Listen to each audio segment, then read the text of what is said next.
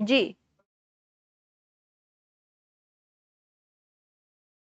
হুম।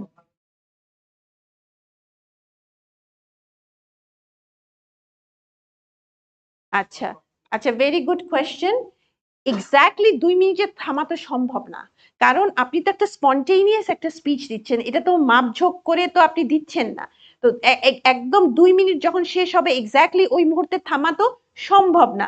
So আপনি কিছুক্ষণ আগে থেমে গেলেও নো প্রবলেম। একটু আগেও আমি বলেছি 1.5 মিনিট পর্যন্ত দিলেও কোনো সমস্যা নেই। চেষ্টা করবেন 1.5 মিনিটের চেয়ে যেন কম না হয়, তাহলে লেংথ ওয়াইজ একটু ছোট হয়ে যায়। বা আপনি 1 মিনিট 30 সেকেন্ডস বলেন, 1 মিনিট 35 সেকেন্ডস বলেন, 1 মিনিট 40 সেকেন্ডস বলেন, 1 minute 45 second, 50 second, no problem. ঠিক আছে, কাটায় কাটায় তো আপনাকে বলেনি 2 মিনিটই বলতে হবে। ঠিক আছে, 1.5 থেকে 2 মিনিট, এখন যে কোনো জায়গায় আপনি থামতে পারেন। ঠিক আছে, বোঝা গেল? কারণ আপনি তো একটা জিনিস যখন বলছেন একদম এক্স্যাক্টলি মেপে তো বলা সম্ভব না আমি এক্স্যাক্টলি 2 মিনিটে যখন শেষ হবে আমার স্পিচও সেই সময় শেষ হবে। Is it possible? এটা পসিবল না। ঠিক আছে, যদি বলতে বলতে 2 মিনিট ক্রস করে সেটা হওয়ার সেটা আপনি একটা নিয়ম আছে, আপনি বাড়িতে যখন প্র্যাকটিস করবেন আপনি আপনার স্মার্টফোনে টাইমার আছে, টাইমারটাকে 2 মিনিটে রাখবেন, কিউ কার্ড নিবেন, প্রথমে কিউ কার্ড দিবেন, 1 মিনিটে রাখবেন, প্রিপারেশন নিবেন, হয়ে গেল, তাই না? 1 মিনিট টাইম শেষ, আপনি বলা শুরু করবেন 2 মিনিটের টাইমার রেখে। এভাবে যখন আপনি বাড়িতে প্রতিদিন প্র্যাকটিস করবেন you will get habituated how to finish speech within 2 minutes. বারবার করতে করতে আপনি অভ্যস্ত হয়ে যাবেন, হ্যাবিচুয়েটেড হয়ে যাবেন। এটা হচ্ছে নাম্বার 1। নাম্বার 2, বেশিরভাগ স্টুডেন্টই বলতে পারে না, আর আপনি বলছেন বেশি যদি আরো হয়ে যায়। না না না, ঠিক আছে না, কিন্তু ওইটা অসুবিধা নাই if the examiner stops you. কিন্তু মানে আপনি যে প্রবলেমটা কথা বলছেন, মানে if I look at the reality, বেশিরভাগ স্টুডেন্টই বলতে পারে না, 1 মিনিট বলেই আর বলতে পারে না। ঠিক আছে, অনেকে 1 মিনিটও বলতে পারে না।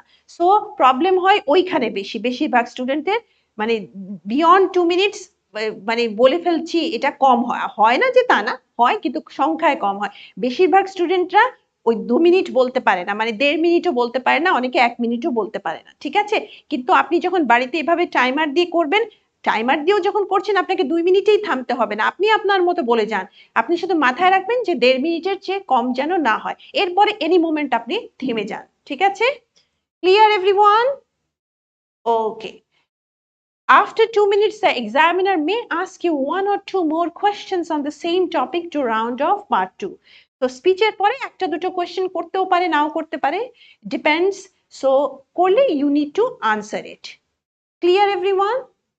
তো দিস ইজ, জি বলেন।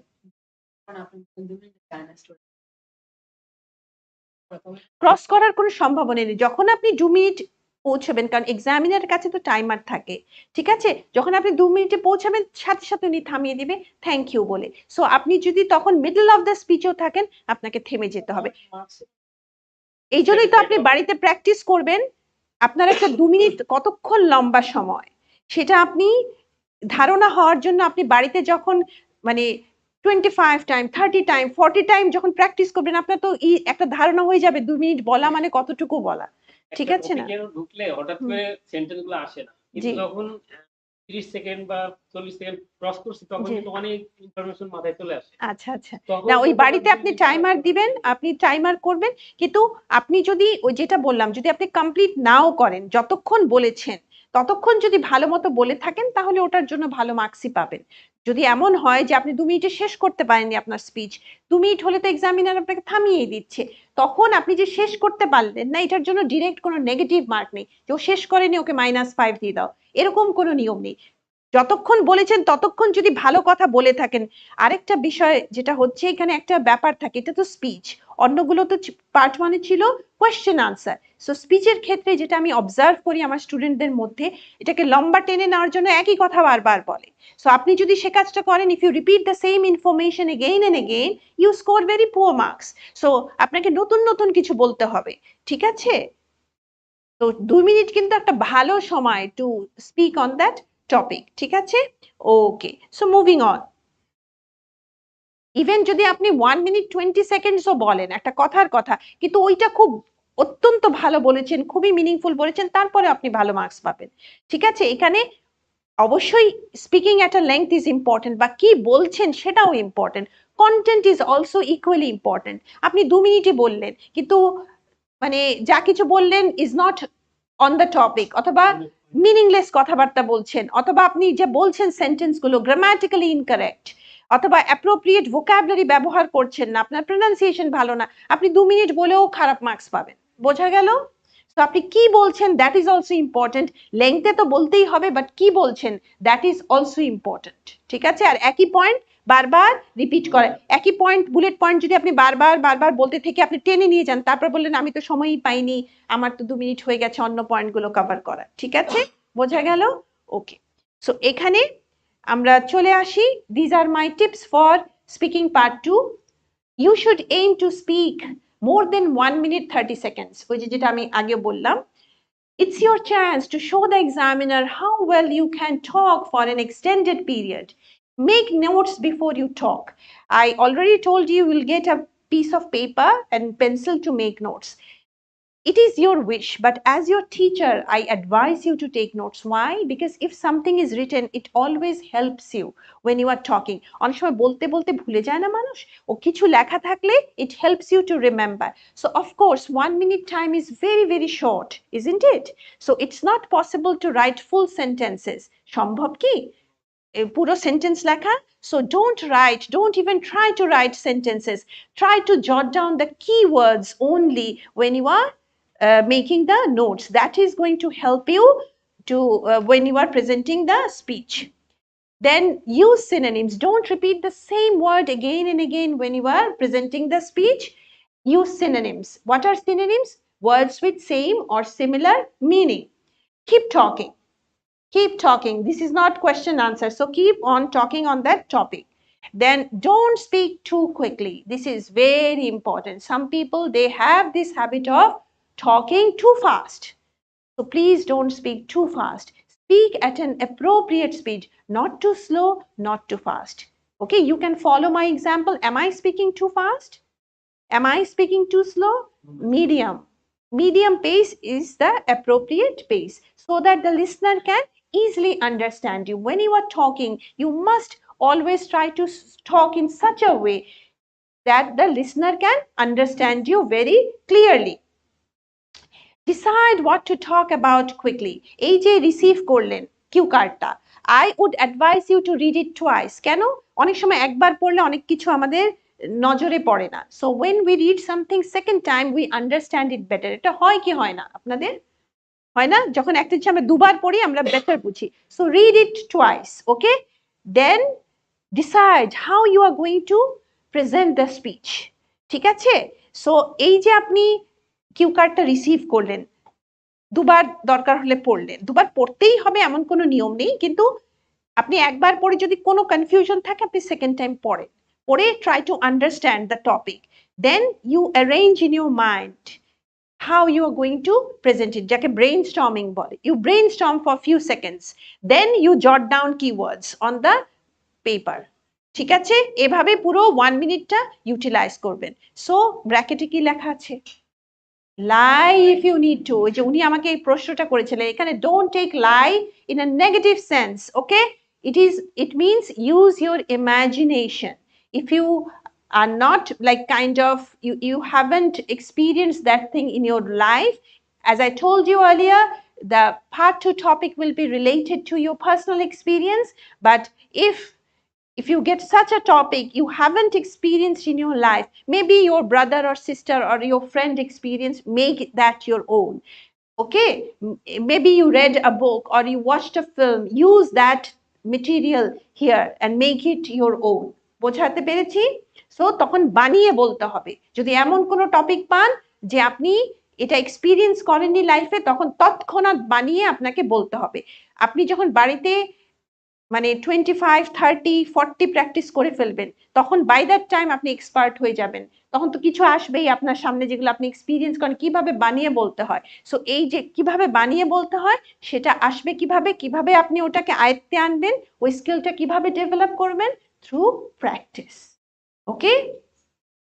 আচ্ছা, আমাদের ক্লাসে যারা ভর্তি হয় তাদেরকে আমরা ক্লাসে বসে এরকম প্র্যাকটিস করাই। ঠিক আছে? যে তৎক্ষণাৎ দিয়ে একেবারে টাইমার ধরে দিয়ে যে এখনই নোট নাও, এখনই বলো ক্লাসে। বোঝাতে পেরেছি বোঝাতে পেরেছি আমি যে কি করা হয় আমাদের ক্লাসে? ওকে, এভাবে করে আমরা আমাদের স্টুডেন্টসদেরকে ডেভেলপ করি। ওকে, 2 minutes doesn't seem like a long time, but if you have never done it before, it can seem like forever. 2 minute মনে হয় 2 মিনিট, এটা তো কোনো ব্যাপারই না। কিন্তু যদি আপনি প্র্যাকটিস না করেন, পরীক্ষার হলে গিয়ে মনে হবে 2 মিনিট এত লম্বা কেন, 2 মিনিট শেষ হয় না কেন, it seems like for ever and for ever, মনে হচ্ছে 2 মিনিট এত লম্বা। Then you'll feel that. Okay, so you need to practise. If you don't practise, you'll feel like 2 minute আর পরীক্ষায় শেষ হচ্ছে না। তো টাইমার ধরে যখন বাড়িতে, মানে প্রথম দিকে একটু কষ্ট হতে পারে, হওয়াটাই স্বাভাবিক, because we are non native speakers of English. English তো আর আমাদের ফার্স্ট ল্যাঙ্গুয়েজ না, মাতৃভাষা না। তো আপনাদের ডিফিকাল্টি হতে পারে, এটা স্বাভাবিক। কিন্তু প্র্যাকটিস করতে আপনার ডিফিকাল্ট লাগে, আপনি ছেড়ে দিলেন, হবে না। আপনি লেগে থাকেন, হবে। English is not rocket science, everyone can learn it. ঠিক আছে, এমন কিছু না যে আমার দ্বারা সম্ভব না, that's not true. Everyone can learn English, যদি মানে ধৈর্য ধরে এবং প্রপার মেথড ইংলিশটা শিখতে হয়। ঠিক আছে, প্রপার মেথড যখন শিখবেন, definitely you can achieve your goal. Okay, it's not rocket science. Now I'm showing you a cue card. You can see a cue card on screen. Describe a tourist place you have recently visited. So what is the topic? You need to talk about a tourist place.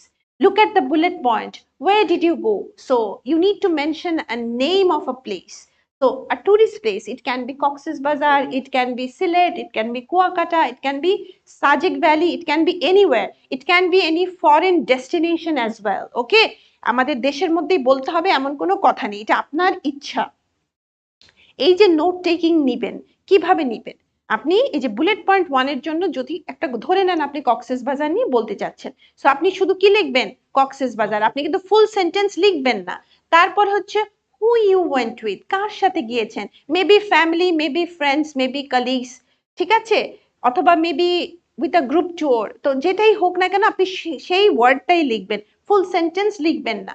তারপরে how did you get দেয়ার, কিভাবে গিয়েছেন? It means what transport did you use to reach your destination? So আপনি যদি ট্রেনে যেয়ে থাকেন, লিখবেন train, ওখানে লিখবেন। বলার সময় তো ফুল সেন্টেন্সেই বলতে হবে, কিন্তু নোট টেকিং এর সময় আপনি ফুল সেন্টেন্স লিখবেন না, because you have only 1 minute time. So বাসে গিয়ে থাকলে bus, private car, plane, whatever it is, আপনি লিখে ফেলবেন।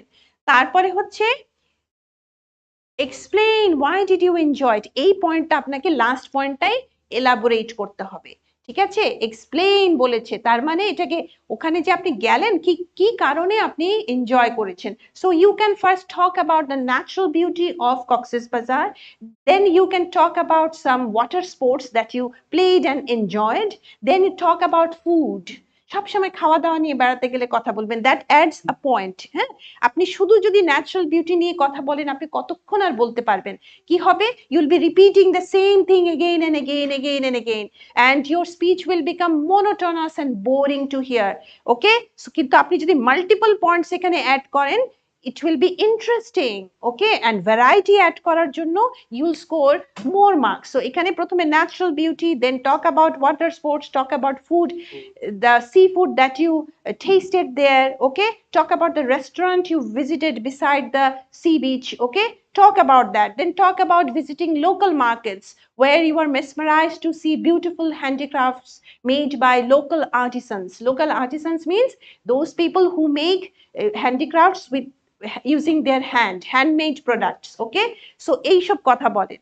You bought gifts for your near and dear ones from that local market.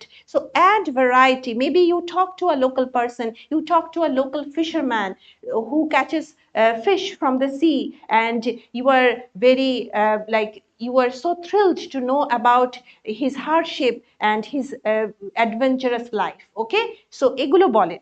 তো add more points। ঠিক আছে, when you add more points, it sounds interesting and you score better marks. বোঝা গেল কিভাবে বলতে হবে? ওকে, কেউ কি বলতে চায়?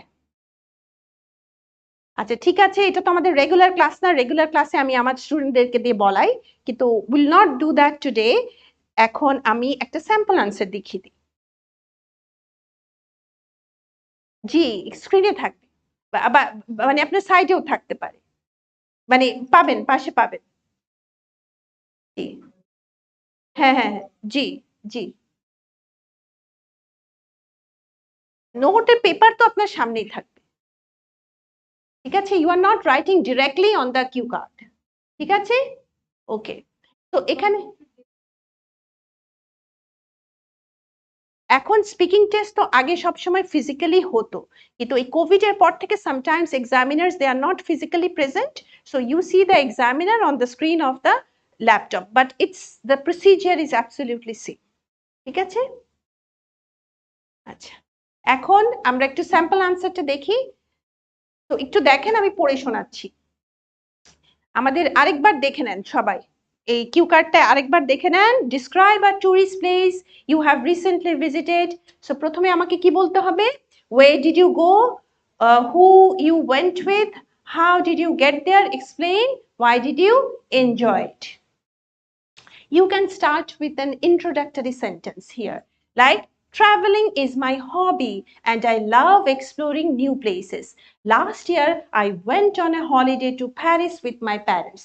দেখেন এই সেন্টেন্সে দুটো বুলেট পয়েন্ট কভার হয়ে গেল। কোথায় গিয়েছো, কার সাথে গিয়েছো, দুটো বুলেট পয়েন্ট এক সেন্টেন্সে কভার হয়ে গেল। তারপরে it's a very popular tourist destination since it has various places of interest such as ancient museums and monuments. It's one of the most visited place in the world. It's always very crowded during summer, which is the peak season for tourism. So we decided to go during off season in the autumn. এইটুক পর্যন্ত দেখেন present tense ব্যবহার করা হয়েছে কেন? Because I am talking about facts about Paris. When you talk about facts, you must use present tense. You can't use past tense. But now you can see use of past tense because I'm talking about my experience. Okay. Fortunately, the weather was great. We went there by plane and the journey was smooth and hassle-free. It was a memorable holiday. We visited the world-famous Louvre Museum, which is well known for its art collection. It was an unforgettable moment when I got the opportunity to behold the Mona Lisa, the masterpiece painting by the eminent artist Leonardo da Vinci. Moreover, we enjoyed breathtaking views from the top of the Eiffel Tower and dined in cozy little restaurants. Paris is known to be the capital of fashion as it is the home of some world-renowned luxury brands. It was indeed an incredible experience shopping at various boutiques and department stores. We purchased clothing items, accessories, souvenirs, and perfumes. I would certainly recommend visiting Paris. It's a picturesque city. কেমন লাগলো sample আনসারটা? হ্যাঁ, তো দেখেন explain কতগুলো point, মিউজিয়ামের কথা বলা হয়েছে, মোনালিসা পেইন্টিং এর কথা বলা হয়েছে, আইফেল টাওয়ারের কথা বলা হয়েছে, রেস্টুরেন্টের কথা বলা হয়েছে, শপিং এর কথা বলা হয়েছে। একই জিনিস কি বারবার বারবার বলা হয়েছে? সো এই যে variety, and please look at the use of vocabulary.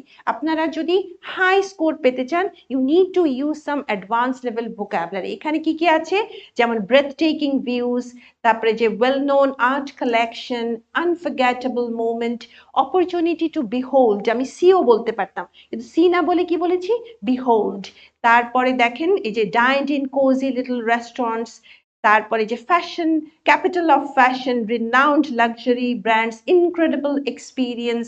Okay, so এগুলো এই যে পিকচারেস্ক সিটি, এগুলো কি হাই স্ট্যান্ডার্ড ভোকাবুলারি। যখন আপনি high standard vocabulary appropriately use করবেন, তখন আপনি লেক্সিক্যাল রিসোর্সে ভালো মার্কস পাবেন। এমন না যে আপনাকে প্রত্যেকটা ওয়ার্ডই হাই স্ট্যান্ডার্ড, বেসিকের সাথে দু চারটা হাই স্ট্যান্ডার্ড মিলিয়ে দিবেন, তখন ইউ স্কোর, মানে মানে ওই লেক্সিক্যাল রিসোর্সে মার্কস বাড়ে, সেজন্য আপনার কি হয়, ওভারঅল মার্কসও বেড়ে যায়। বোঝা গেল? আচ্ছা আচ্ছা, এখানে একটা ফলো আপ কোয়েশ্চেন আছে, বলেছি না after you finish the examiner may ask you one or two question. এখানে একটা, what kind of accommodation did you stay in your last holiday? Answer হচ্ছে, on my last holiday I stayed in a nice hotel in which sorry which was close to the tourist attraction I visited. I chose this hotel because of its convenient location and good service. ঠিক আছে? বোঝা গেল? ওকে।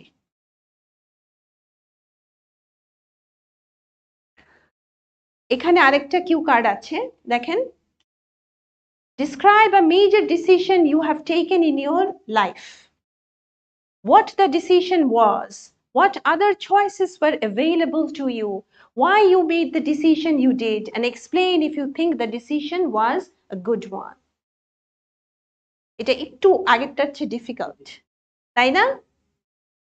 আগেরটা একেবারে easy ছিল, tourist place নিয়ে আসলে বলাই যায়। এটা কিন্তু এ ধরনের কিউ কার্ডও এসে থাকে, major decision in your life, what was the decision, what other choices were available to you, why you made the decision you did, and explain if you think the decision was good. Sample আনসারটা দেখে দিচ্ছি। A really important decision that I had made in my life was to study abroad. একটু টেন্সের দিকে খেয়াল করবেন, ঠিক আছে, কিভাবে পাস্ট টেন্সের ব্যবহার হয়েছে, বিকজ কিউ কার্ডটা কিন্তু পাস্ট টেন্সে আছে, বুলেট পয়েন্টস গুলো পাস্টে, এখানে যদি আপনি প্রেজেন্ট টেন্স ব্যবহার করেন ভুল হয়ে যাবে। I always had a desire to go to the UK for academic purpose. However, because of many unfavorable circumstances, I couldn't pursue my dream for many years. Later, an opportunity came to me, but my family members discouraged me, saying there was no point to start studying again when I was already established in my family business. But I had made up my mind and decided to convince my family, and I was successful in doing so. It was a very difficult decision because I was already involved in my family business, and going abroad meant coming out of comfort zone and starting life all over again. However, I felt that it was worth taking the risk because not many people get opportunities to fulfill their dreams. I'm very proud that I was able to take that decision. The 2 years that I had spent in the UK for my academic course were the most amazing years of my life, and I returned home with higher self-esteem and essential skills to take my business to the next level of success. কেমন লাগলো? Okay, thank you. So now we are moving on to speaking part 3 and how to prepare for it. ঠিক আছে, আপনার কিছু question ছিল part 3 নিয়ে, না? আপনি সরি জি, এখানে দেখেন, part 3 of speaking section assesses a student's ability to develop, express and analyze opinions and arguments. And let's discuss the format. In part 3 of the speaking test, the examiner will ask further questions which are connected to the topics discussed in part 2. যেটা বলেছি আগে, part 3 question will be somehow connected with the questions of with the topic of part 2. It is a two-way discussion with the examiner, and the duration is about 4 to 5 minutes. You get the opportunity to talk about more abstract issues and ideas and show a greater range of speaking skills. So ekhane in part 1 is also question answer, but in part 1 you will mainly be talking about your life, your experience, but part 3 not necessarily you will be talking about your own experience and own life. Sometimes you need to talk about what other people believe or other people normally do, so about this world. That is why it's called more abstract issues. Okay, more critical questions will be asked in part 3. In addition to talking about their own beliefs, candidates will also need to demonstrate their ability to analyze and interpret the beliefs of others. So এখানে আপনি শুধু নিজেকে নিয়েই না, in general কিছু কথাবার্তাও বলতে হবে, ঠিক আছে?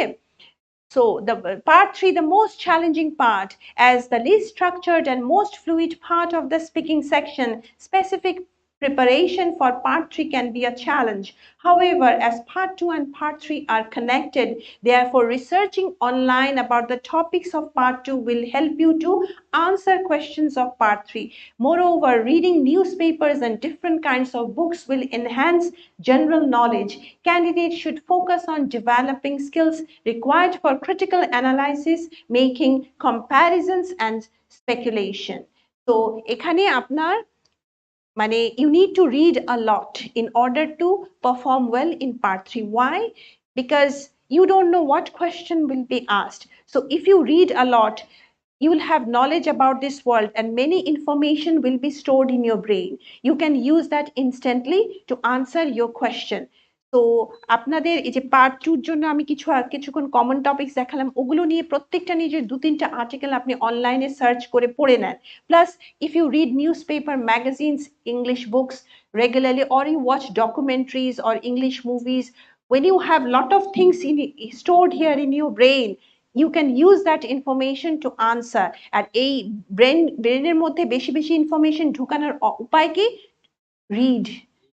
আজকাল মানুষ খুব কম পড়ে, তো the more you read, the more information is stored in your brain, and that is going to help you. Actually, when you read, it is not only going to help you in part 3. You learn vocabulary, you learn grammar, how the you sentence, you get idea about how to make a sentence, you learn vocabulary. So reading is very important part of your English learning process. So if you want to develop your English, you must read English every day for some time, for say half an hour, read something. Okay, and nowadays it's much more easier because you can also, not necessarily you have to buy books to read. You can find many articles online and read them and enhance your knowledge. বোঝা গেল? Okay, moving on. These are the different types of questions that you find in part 3. Number 1 is opinion-based question. You need to express your opinion and justify it. For example, do you think decision making can be taught? দেখেন, এই যে আপনাকে যে বলছিলাম যে একটু critical question আসবে, কিরকম? পার্ট 1 এ কি ছিল? Do you like reading? তারপরে স্পোর্টসে did you play sports as a child? Easy question ছিল না? এখানে দেখেন কি question, do you think decision making can be taught? আমরা কি কাউকে কিভাবে ভালো ডিসিশন নিতে হয় জীবনে সেটা কি শেখাতে পারি? তো এই কোয়েশ্চেন আনসার কি এতটা ইজি পার্ট 1 এর মতো? ওগুলো তো ইজি ছিল। which is the most popular sport in your country? Isn't it easy? এখন এটা একটু ডিফিকাল্ট না? পরেরটা দেখেন, should co-workers also spend their leisure time together? Why not? যারা একসাথে কাজ করে colleagues, তারা কি তাদের leisure time মানে কি অবসর সময় কি একসাথে কাটানো উচিত? আপনি বলতে পারেন yes and justified, আপনি বলতে পারেন no and justified. This is not about, it's not mathematics that everyone will have the same answer. Okay, so there is no fixed answer. Any answer can be a good answer as long as you can say it nicely, appropriately and justify it. বোঝাতে পেরেছি আমি? Clear? আচ্ছা, একটু এটার একটা আমি sample আমি এখনই স্পন্টেনিয়াসলি দিয়ে দিই। যেমন সেকেন্ড কোয়েশ্চেনটা দেখেন, should co-workers also spend their leisure time together? আপনি বলতে পারেন, I think it's a good idea if co-workers spend some leisure time together. It will enhance their bond. They will understand each other better, and which will have a positive impact on their work as well, because nowadays people need to work in a team. If they don't understand each other and if they don't share good bonding, then it can be a huge problem, and if they spend some leisure time, it can have positive impact in their work as well. এভাবে করে answer করতে পারেন। Or you can say, I don't think co-workers should spend their leisure time together because a person spends most of his time at office. On top of that, if he spends his leisure time with colleagues, then his family and friends will be deprived. I believe leisure time should be spent with family and friends. So দেখেন দুটো আনসারই ভালো, এটা না যে ওটা ভালো এটা খারাপ।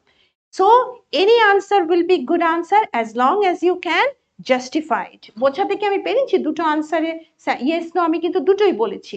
এটা এই ব্যাপারটা ক্লিয়ার হয়েছে আপনাদের? ওকে, তারপরে দেখেন hypothetical question, and these are about unreal or imaginary situation. If tourists stopped visiting your area, what effect would it have on economy? দেখেন আপনি ইমাজিন করতে হবে যে আমাদের দেশে টুরিস্ট আসা বন্ধ হলো, তাহলে what impact it would have on economy. তখন within a second ইমাজিন করে you need to answer, কারণ কোনো প্রিপারেশন টাইম নেই, ঠিক আছে? তারপরে if people can travel anywhere without visa what effect would it have? No visa required, you can go anywhere, এরকম situation যদি হয় তাহলে what effect would it have? তৎক্ষণাৎ চিন্তা করে you need to answer. খেয়াল করছেন পার্ট 1 আর পার্ট 3 কোশ্চেনের মধ্যে ডিফারেন্সটাকে একটু খেয়াল মানে বুঝতে পেরেছেন ডিফারেন্সটা সবাই? ওকে, তারপরে কিছু কম্পেয়ার এন্ড কন্ট্রাস্ট কোয়েশ্চেন আসতে পারে। You need to highlight the difference here. Is it better to study in a group or individually? What are the differences between films and books? Do young and old people use phones in the same way? What are the advantages of living in a city compared to living in the countryside? আরো আছে speculation question. Speculation means to predict. You may get a question asking you to speculate about future. Do you think that everyone in the world will have access to clean water in future? কি মনে হয়? তৎক্ষণাৎ চিন্তা করে কিন্তু বলতে হবে, no preparation time। তারপরটা দেখেন, how will the roles of men and women in the family change in next 10 years? And last one, how the transportation system will change in next 20 years. তো ফিউচার নিয়ে predict করতে হবে, এগুলোকে বলে কি speculation question. তারপর likes and dislike, you need to talk about your thoughts and feelings. Do you prefer going to cinema or renting a DVD and why? If a movie is based on a book, would you prefer to read the book or watch the film? Why? What type of books you dislike reading? অনেকে like নিয়ে খুব preparation করে কিন্তু dislike নিয়ে prepare করতে ভুলে যায়, ডিসলাইকও কিন্তু আসতে পারে, ঠিক আছে? তারপর হচ্ছে change question, you need to talk about past and present, খুবই কমন কোয়েশ্চেন্স এই ধরনের কোয়েশ্চেন্স, যেমন how has the education change since your parents were children. তো কোনটার সাথে কোনটা কম্পেয়ার করতে হবে? Education system when your parents were children, they were students, and now education system, okay? And do you think people read nowadays as they did in the past? Some people say that people helped others more in the past than they do now. Do you agree or disagree? And last type of questions are benefits question. It could be benefits of a particular situation or thing. What do you think are the benefits of hobbies? Here the examiner is not asking what's your hobby. That can be a question of part 1. Here you need to first say what are the benefits of hobbies, then you can quote yourself as an example that I have this hobby and I get this benefit from this hobby. That can be used as an example, okay? What are the benefits of reading, exercising, sports, etc. বোঝা গেল? Okay.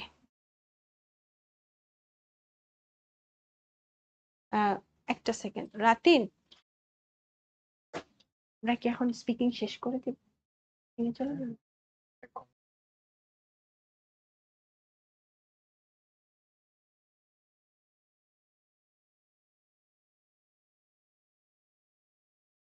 আমাদের স্পিকিংটা এখানেই আমরা শেষ করছি, ঠিক আছে? আমরা এখন চলে যাব listening A.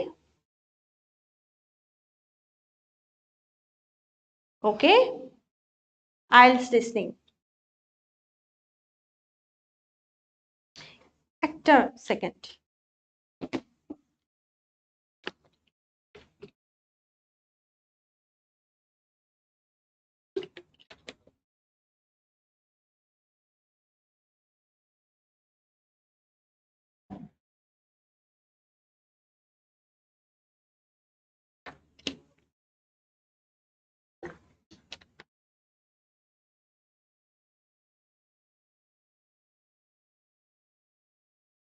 Okay, so first the overview of IELTS listening test.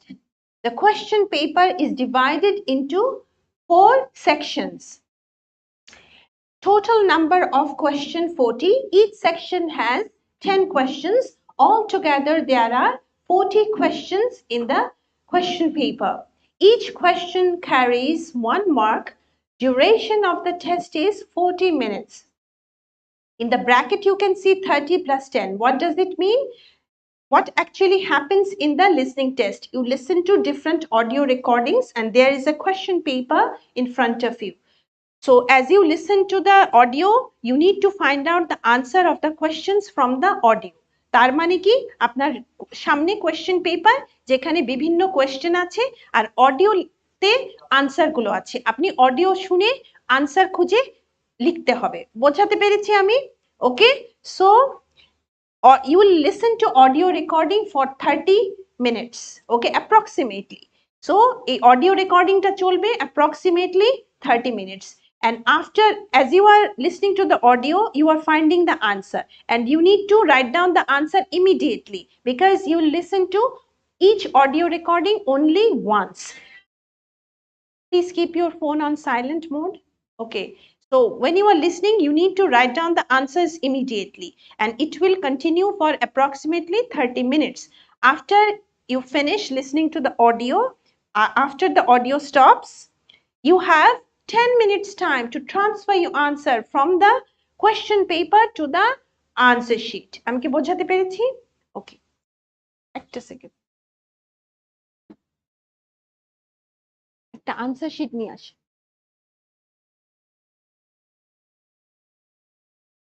So you get 10 minutes time to transfer your answer on the answer sheet. So প্রথমে আপনি আনসার শিটে ডিরেক্টলি লিখবেন না, আপনি কোথায় লিখবেন? বুকলেটে, কোয়েশ্চেন বুকলেটে লিখবেন। পরে আপনাকে 10 মিনিট সময় দেওয়া হবে কিসের জন্য? আনসার শিটে ট্রান্সফার করার জন্য। Anyone interested in computer delivered exam? আপনি মনে হয় computer delivered interested. In that case, in computer delivered exam, you don't need to transfer your answer because you don't write the answers. As you listen, you type your answer and those are your final answers. You don't need to transfer. That's why you don't get that 10 minutes time for transfer. At the end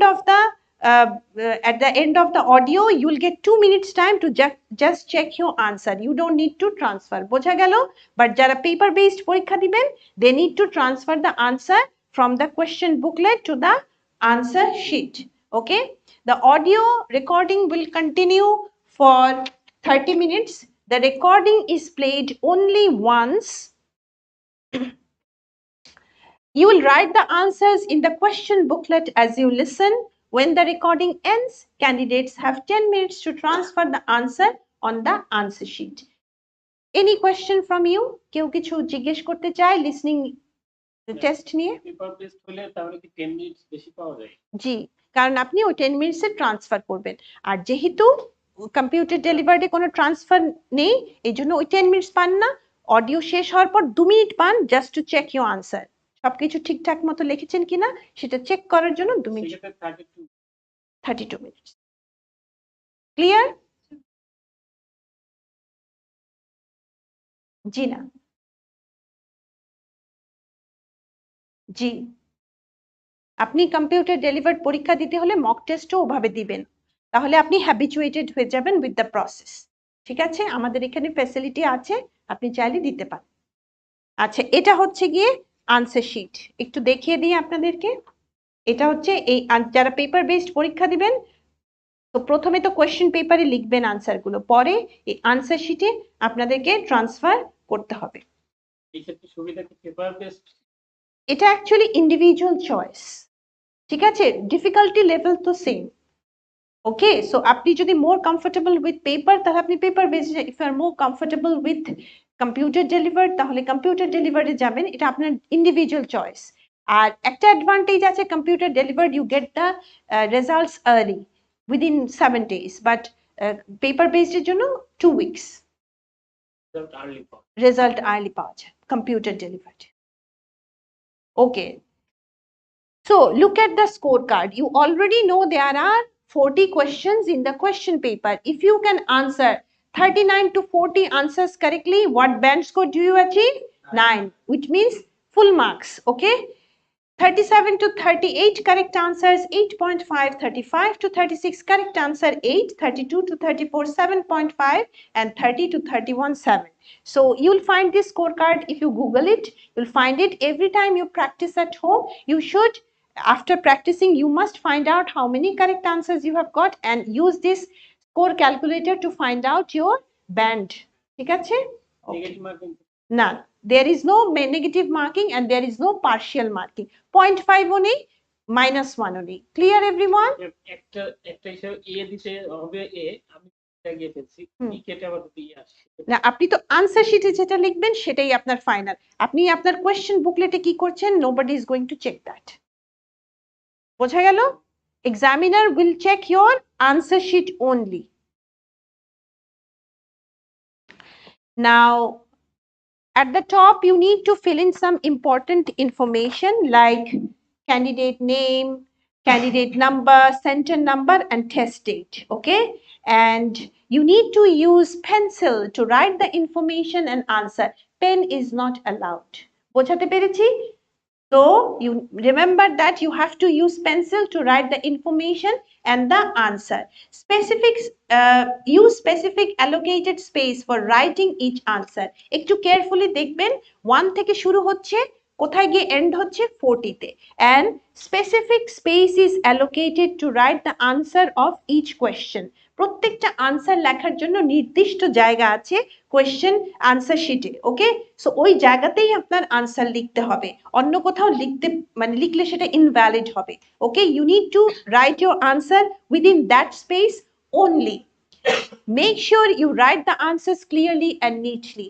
if your handwriting is not clear and the examiners can't read them you get 0 okay so it is important that you must write your answers very neatly and clearly don't mark or write anything on the space reserved for official use in the middle on the extreme right at the bottom these are the spaces reserved for official use don't write anything there okay if you by accident mark there erase it before you submit your answer sheet to the invigilators be careful about using the listening side of the answer sheet the answer sheet has two sides this side is for listening the opposite side is for reading on your exam day first you'll have the listening test and after that you'll have reading after that you'll have writing without any break in between okay so this side of the answer sheet you are going to use for the listening test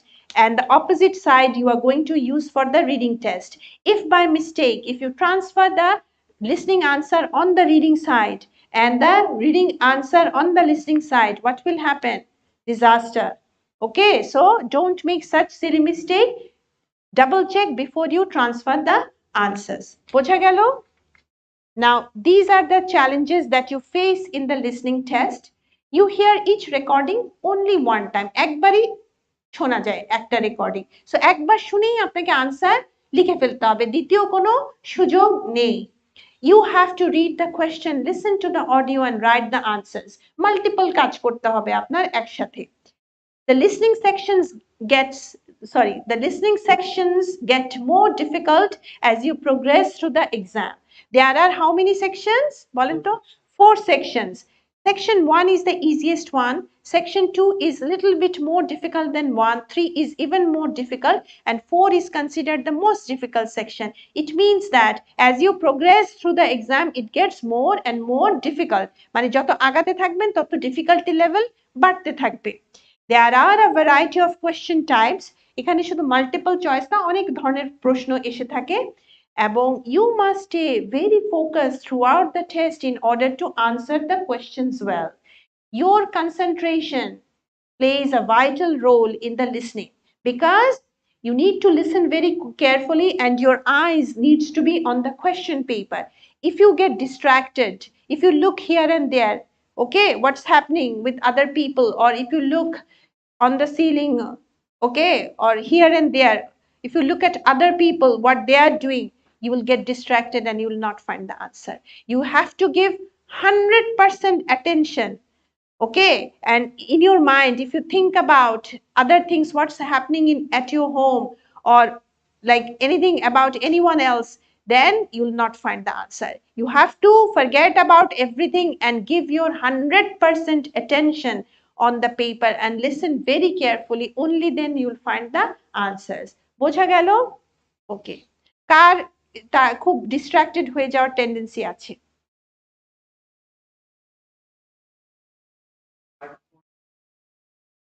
G G so you can overcome this problem by practicing a lot প্রচুর practice করতে হবে, number 1। Number 2, practice in exam condition. এর মানে কি? মানে আপনি বাড়িতে practice করছেন, আপনার আশেপাশে লোকজন হাঁটছে, বাচ্চা দৌড়াচ্ছে, একজন টিভি শুনছে, একজন মোবাইলে কথা বলছে, তাহলে এক্সাম কন্ডিশন হলো না। So what you need to do, you need to be alone in the room. একটা রুমে একা থাকতে হবে, you lock the room so that no one can come inside when you are practicing. ঠিক আছে? Proper টেবিলে বসবেন, টেবিল চেয়ারে বসে, মানে এভাবে না শুয়ে বেডের উপরে এভাবে প্র্যাকটিস করবেন না।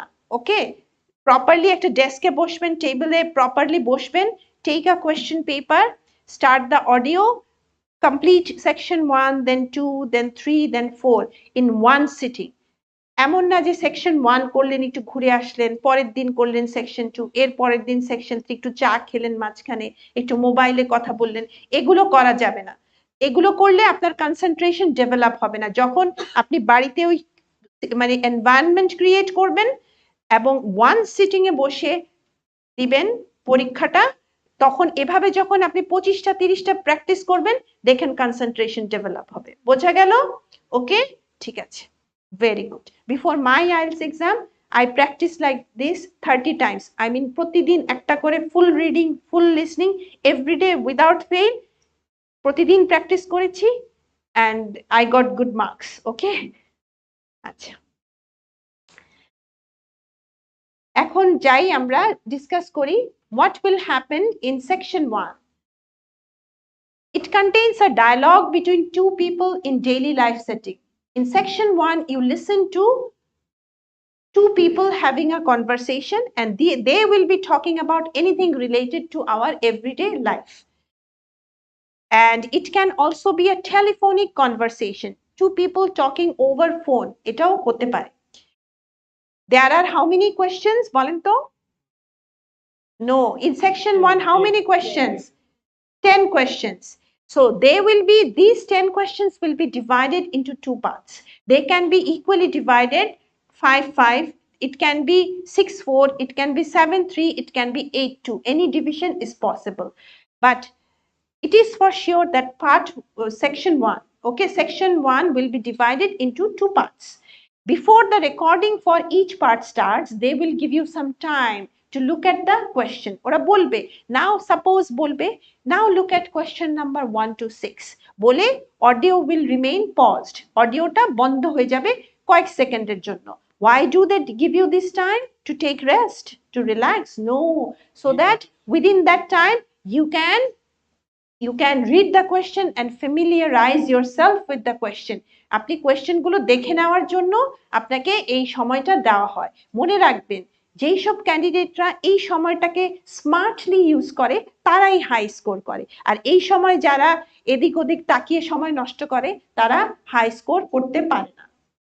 ক্লিয়ার? ওকে, আচ্ছা, এরপরে চলে যায় সেকশন 2। কি হবে?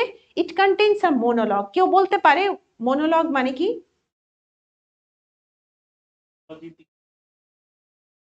জি, ওয়ান স্পিকার টকিং। মোনোলগ মানে একজন। সেকশন 1 এ কি ছিল? ডায়ালগ, মিন্স দুজন কথা বলছে, two speakers.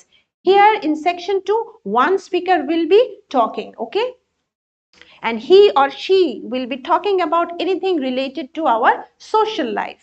Okay, and like section 1, section 2 is also divided into two parts. So you will get some time to look at the questions first before the recording for each part starts. Moving on to section 3.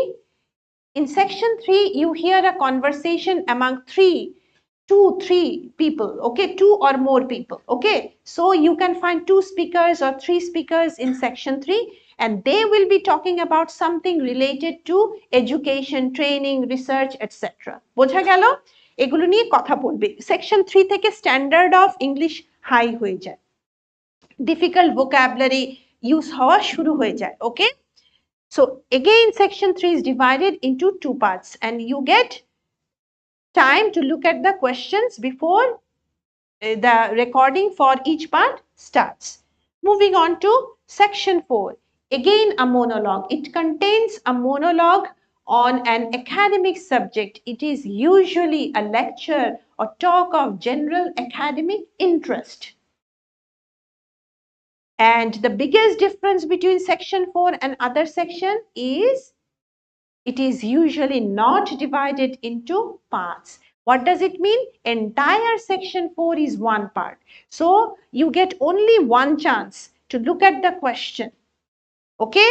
And that is also very short time. So you get only one chance to look at the question. Within that short time, you have to look at 10 questions. And once the audio starts, you have to answer all the 10 questions one by one without any break in between. That is why section 4 is considered the most difficult section of the question paper. বোঝা গেল? Any question? কেউ কিছু বলতে চায়? Any question from anyone? জি বলেন please.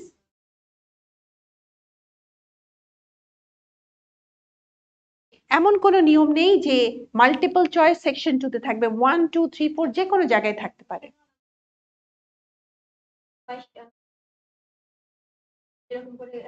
জি আচ্ছা, এখন multiple choice কিভাবে আনসার করতে হয় এটা আমি একটু পরে ডিসকাস করব, ঠিক আছে? তখন আপনি বুঝে যাবেন। ওকে, সো জি বলেন। আচ্ছা আচ্ছা, ভালো কথা বলেছেন আপনি, কারণ আমরা তো বাঙালি, তাই না? আমরা তো we are not habituated listening to English all the time in our regular life, তাই না? তো যখন আমরা অডিও শুনি অনেকেরই ডিফিকাল্ট হয় to follow what the speakers are saying, ঠিক আছে? সো এখন আপনাকে তো পরীক্ষা দিতে হবে, আপনাকে ওইটা শুনেই আনসার করতে হবে, এখন আপনাকে হ্যাবিচুয়েটেড হতে হবে। সো আপনি যদি অভ্যস্ত না থাকেন ইংলিশ শুনে, আপনি যদি শুধু বাংলা আর হিন্দি প্রোগ্রাম দেখেন আর হঠাৎ করে অডিও শোনেন, আপনার তো মনে হবে এগুলো কি শুনছি, ঠিক আছে না? সো আপনি যদি ছোটবেলা থেকেই যারা ইংলিশ মুভি দেখে বড় হয় তাদের আবার যখন আইএলটিএস এর অডিও, বাংলাদেশের কথাই বলছি, শুনে তাদের কোনো, কারণ ছোটবেলা থেকে অভ্যস্ত, শুনে শুনে তাদের কানটা অভ্যস্ত হয়ে গেছে। এখন আপনি যদি অভ্যস্ত না হয়ে থাকেন, surely you are going to have difficulty. তো এখন থেকে যদি আপনি নিয়মিত শোনেন, মানে of course you will practise with exam materials, আপনি শুনবেন, তাছাড়াও you need to watch a lot of movies, documentaries, TV serial. আপাতত বাংলা হিন্দি প্রোগ্রাম দেখা বন্ধ। Before my IELTS exam my teacher told me this. I was a former student of Future Ed. Okay, একটু গল্প করে ফেলি নিজের পার্সোনাল লাইফ নিয়ে। আমার একটা বড় স্টাডি গ্যাপ ছিল, লাইক ফার্স্ট মাস্টার্স আর সেকেন্ড মাস্টার্স এর মাঝে 10 ইয়ার্স এর। ওকে, সো আমার যখন ফার্স্ট মাস্টার্স হয়ে গেছে, মানে হওয়ার পরে লাইক যেটা হয় আর কি, I got married, had children, I was busy with all those. তারপরে আমি যখন সেকেন্ড মাস্টার্স করব তখন আই হ্যাড নো, মানে I was not in touch with education. তো তখন I came to Future Ed, I attended the classes, then I like practiced on my own and I got 8.5. Okay, so আমি যেটা বলছি, then I went to England, did my second master's, came back and now I'm working here as an instructor. Okay, so যেটা আমি বলতে চাচ্ছি যে আপনারাও পারবেন, কিন্তু একটু প্র্যাকটিস করতে হবে, প্রতিদিন শুনবেন। and আমার টিচার বলেছিল stop watching all Bangla and Hindi programme, কি listen to English only. So শুনতে শুনতে ইউ উইল গেট হ্যাবিচুয়েটেড। তখন প্রথম দিকে লাগবে, কিন্তু করতে করতে তারপরে it will become easy to you, ঠিক আছে? ওকে, আমরা চলে যাই, একটু অফ টপিক চলে গিয়েছিলাম। Anyway, so these are the types of question that you find in listening question paper. Multiple choice সবাই বোঝেন না? What is multiple choice? Question থাকে, নিচে অপশনস থাকে A B C D, you need to select the correct option. তারপর হচ্ছে sentence completion আর fill in the gaps, একই কথা, ঠিক আছে?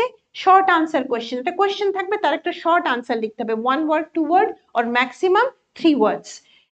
Form, note, summary, table, diagram, flow chart completion, plan, map, diagram, labelling, classification and matching. এখন এটা তো স্পেশাল ক্লাস আজকে, এখন সবকিছু তো আর একদিনে ডিসকাস করা সম্ভব না। আমরা যখন ক্লাস করাই আমাদের 4টা ক্লাস থাকে রেগুলার ব্যাচে, আর স্পেশাল ব্যাচে 6টা করে ক্লাস থাকে। ওই পুরো মানে কোর্সে আমরা একটু একটু করে ডিসকাস করাই, প্র্যাকটিস করাই, এভাবে স্টুডেন্টদের আমরা কনসেপ্ট ডেভেলপ করাই। কিন্তু আজকে এখন এই অল্প সময় তো সবকিছু ডিসকাস করা সম্ভব না। আমরা মাল্টিপল চয়েসটা ডিসকাস করব। যে আপনি, কে জানি রিকোয়েস্ট করলো, জি আপনি, ঠিক আছে? ওকে, how to answer multiple choice questions in IELTS listening, ঠিক আছে? ওকে, সো এখানে একটু এক্সাম্পল দেখবেন, মাল্টিপল চয়েসের দুটো এক্সাম্পল আছে। মাল্টিপল চয়েসে প্রচুর সিনোনিম প্যারাফ্রেজিং এর ব্যবহার হয়। সো এখানে মনে করেন অডিওতে আপনি শুনছেন লিসা, একটা মেয়ে, তার নাম কি Lisa, she speaking, Lisa speaking and she said. অডিওতে কি শুনেছেন? The painting in the exhibition was extraordinary. This is what you hear on audio. একটা মেয়ে লিসা সেই কথাটা বলছে, the painting in the exhibition was extraordinary. এখন আপনার কোয়েশ্চেন পেপারে একটা কোয়েশ্চেন আছে, according to Lisa, A, the painting was good, the painting, B, the painting was terrible, C, the painting was outstanding, D, the painting was mediocre. কোনটা correct মনে হয়? কোনটা correct আপনি বলেন, আপনার একটু। আচ্ছা আপনি, আমি উনাকে একটু বলছিলাম, উনার একটু কনফিউশন তো এই জন্য। জি বলেন। আচ্ছা, the correct answer is C. আপনি কিন্তু আনসার শিটে কি লিখবেন? সি লিখবেন। আপনি কিন্তু কিছু অন্য কিছু লিখবেন না। আপনি কি লিখবেন আনসার শিটে? এটা যদি একটা কথার কথা, এটা যদি কোয়েশ্চেন নাম্বার 1 হয়ে থাকে, কোয়েশ্চেন নাম্বার 1 এর স্পেসের মধ্যে কি লিখবেন? সি লিখবেন। আপনি আউটস্ট্যান্ডিং, দ্য পেইন্টিং ওয়াজ, এগুলো কিছুই লিখবেন না, আপনি শুধু সি লিখবেন। তো সিটা হচ্ছে কারেক্ট আনসার। আচ্ছা, অডিওতে তো আপনি শুনেছেন এক্সট্রাঅর্ডিনারি, অপশনে আছে আউটস্ট্যান্ডিং, তো এক্সট্রাঅর্ডিনারি তো নাই এখানে, আছে? তাহলে এটা আপনি কিভাবে বুঝলেন যে এটাই correct answer? Synonym, very good, কারণ এক্সট্রাঅর্ডিনারি আর আউটস্ট্যান্ডিং হচ্ছে synonym. So what I'm trying to say that the words that you see in the question paper, not necessarily you are going to hear the same word in the audio. You will often listen to synonyms and paraphrasing. তো এখন যদি synonym আর paraphrasing না বোঝেন, আপনি answer ধরতে পারবেন না। বোঝা গেল? তারপরে আরেকটা এক্সাম্পল আছে, in the audio Alex is speaking two Lisa. Alex একটা ছেলে, লিসা একটা মেয়ে। অ্যালেক্স লিসার সাথে কথা বলছে। অ্যালেক্স কি বলছে? Sorry, I can't meet you today as I'm feeling under weather. I have an important meeting tomorrow and I'm really worried now. Multiple choice আছে। Alex can't meet Lisa because A, the weather is bad, B, Alex is feeling worried, C, Alex has an important meeting the next day, and D হচ্ছে Alex is sick. কোনটা correct বলেন? D কারা কারা বলছে হাত তুলেন। আচ্ছা 4-5 জন বলছে। আচ্ছা হ্যান্ডস ডাউন। সি কারা কারা বলছে? আচ্ছা সিও কয়েকজন বল, একটু পার্টিসিপেট করেন, ভুল হলে হবে, অসুবিধা নেই।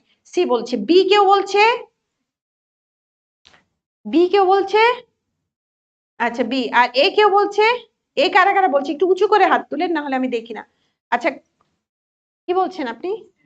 সি বলছেন। আচ্ছা তাহলে প্রথমবার কিন্তু এটাতে সবাই সি বলেছিল, এটাতে আমি মিক্সড আনসার পাচ্ছি, কেউ এ বলছে, কেউ বি বলছে, কেউ সি বলছে, কেউ ডি বলছে। তো কারেক্ট আনসার কোনটা? কারেক্ট আনসার হচ্ছে ডি। ওকে, এখন এখানে কি Alex can't meet Lisa because, কারণটা কি, কেন মিট করতে পারছে না? এই যে কি বলছে, এই যে sorry I can't meet you today as মানে কি because I am feeling under weather. কারণটা কি না মিট করতে পারার? Because he is feeling under weather. What does this word or phrase mean? Feeling under weather means feeling sick. এটা একটা English idiom. তো এর মানে হচ্ছে সে অসুস্থ, এ কারণে দেখা করতে পারছে না। So feeling under weather means feeling sick. এখন বলে রাখি একটু, এটার ওয়েদারের সাথে কোনো সম্পর্ক নেই। It has nothing to do with weather. For example, if I say it's raining cats and dogs, what does it mean? It's raining heavily. It doesn't mean that cats and dogs are falling from the sky. So that is also an English idiom. If I say this mathematical problem is just a piece of cake for me, it means it's very easy for me. It has nothing to do with eating cake, isn't it? So similarly, it has nothing to do with weather. And B is not correct because Alex is feeling worried about tomorrow's meeting. That can't be reason for not meeting Lisa today. আজকে কেন দেখা করবে না? ওটা তো কালকের জন্য সে worried, যে কালকের মিটিংটাও না আমার অসুস্থতার কারণে ক্যান্সেল হয়ে যায়। আর মিটিং এর জন্য তো অবশ্যই না, because the meeting is tomorrow not today. বোঝা গেল অন্য সবগুলো কেন কারেক্ট, ইনকারেক্ট, আর একটা কেন কারেক্ট আনসার, বোঝা গেল। সো যদি আপনি সিনোনিম প্যারাফ্রেজিং না বোঝেন এই ঝামেলাগুলো হয়ে থাকে। ঠিক আছে, ওকে।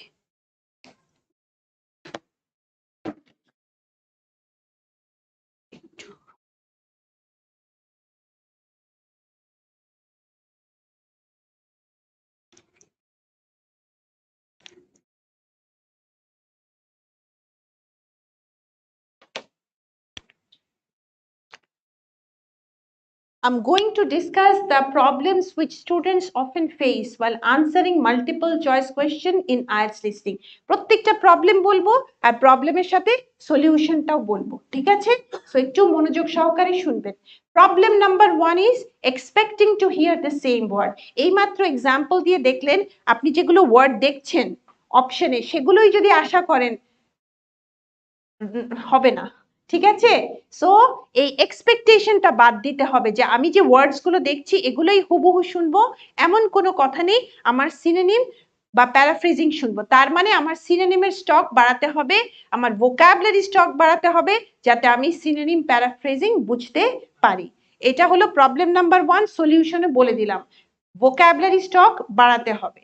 তারপরে হচ্ছে প্রবলেম নাম্বার 2 হচ্ছে distractor. Multiple choice sometimes contain distractor. What is a distractor? Distractor looks like correct answer, but actually it's incorrect. Okay, so it's a trap.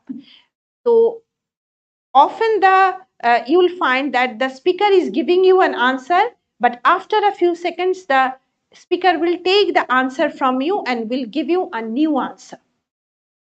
ঠিক আছে, একটা এক্সাম্পল দিয়ে বোঝাই।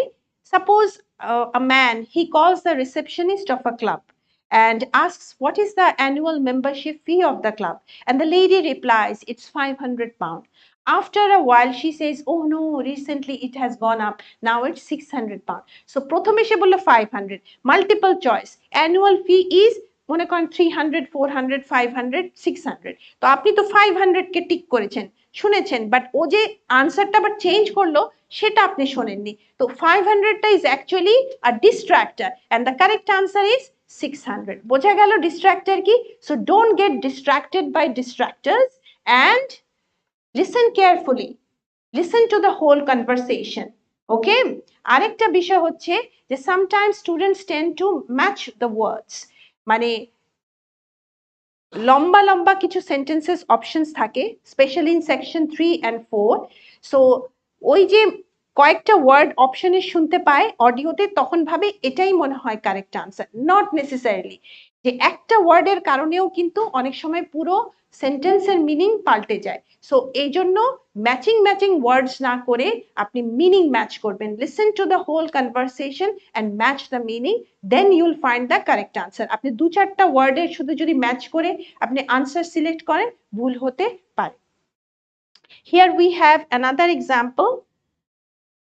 এখানে দেখেন, আগে কোয়েশ্চেনটা পড়ছি। The idea for the 2 new developments in the city came from a local people, B the city council, C the SWRDC। এখন মনে করেন অডিও শুরু হলো, অডিও বলছে the city council conducted an extensive consultation last year to figure out how to develop local area, but as many of you may know, the ideas for these initiatives came from you the public, and they have been realized using the money from the SWRDC. এখন বলেন কোনটা correct, A B না C? বলেন। C, এও বলছে CO বলছে, কেউ B কেউ বলছে না, না? এ আর সি শুনতে পাচ্ছি আমি। আচ্ছা, দ্য কারেক্ট আনসার ইজ, আরেকবার বলেন, লাস্ট সুযোগ। বি কে বললো? বিও আছে, সিও আছে, সি আছে না? আচ্ছা, the correct answer is a. আচ্ছা, একটু খেয়াল করে দেখবেন অডিওতে আপনি কোথাও লোকাল পিপল শোনেননি, কিন্তু প্রথমেই আপনি সিটি কাউন্সিল শুনেছেন এবং শেষে SWRDC শুনেছেন।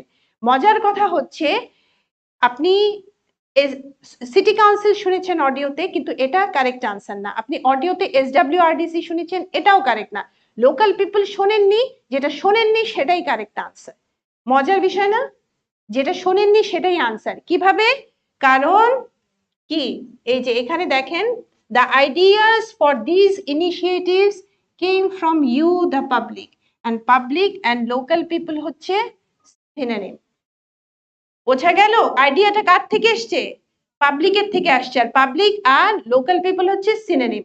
আর এসডব্লিউআরডিসি কেন হবে না? কারণ ওরা তো আইডিয়া দেয়নি, তারা কি দিয়েছে? তারা মানি দিয়েছে, টাকা পয়সা দিয়েছে, তারা আইডিয়া দেয়নি। তো আর যেটা শুনলেই যে এটা correct answer not necessary, you need to focus on the meaning as well. Okay, so যারা কিনা শুধু ওয়ার্ড ম্যাচিং ম্যাচিং করবে আর পুরো কথাটা শুনবে না বা অর্ধেক কথা শুনবে, এরকম না, পুরো কথাটা শুনে মিনিংটা বুঝে যখন আনসার সিলেক্ট করবেন কারেক্ট হবে। বোঝা গেল? ওকে, ভেরি গুড।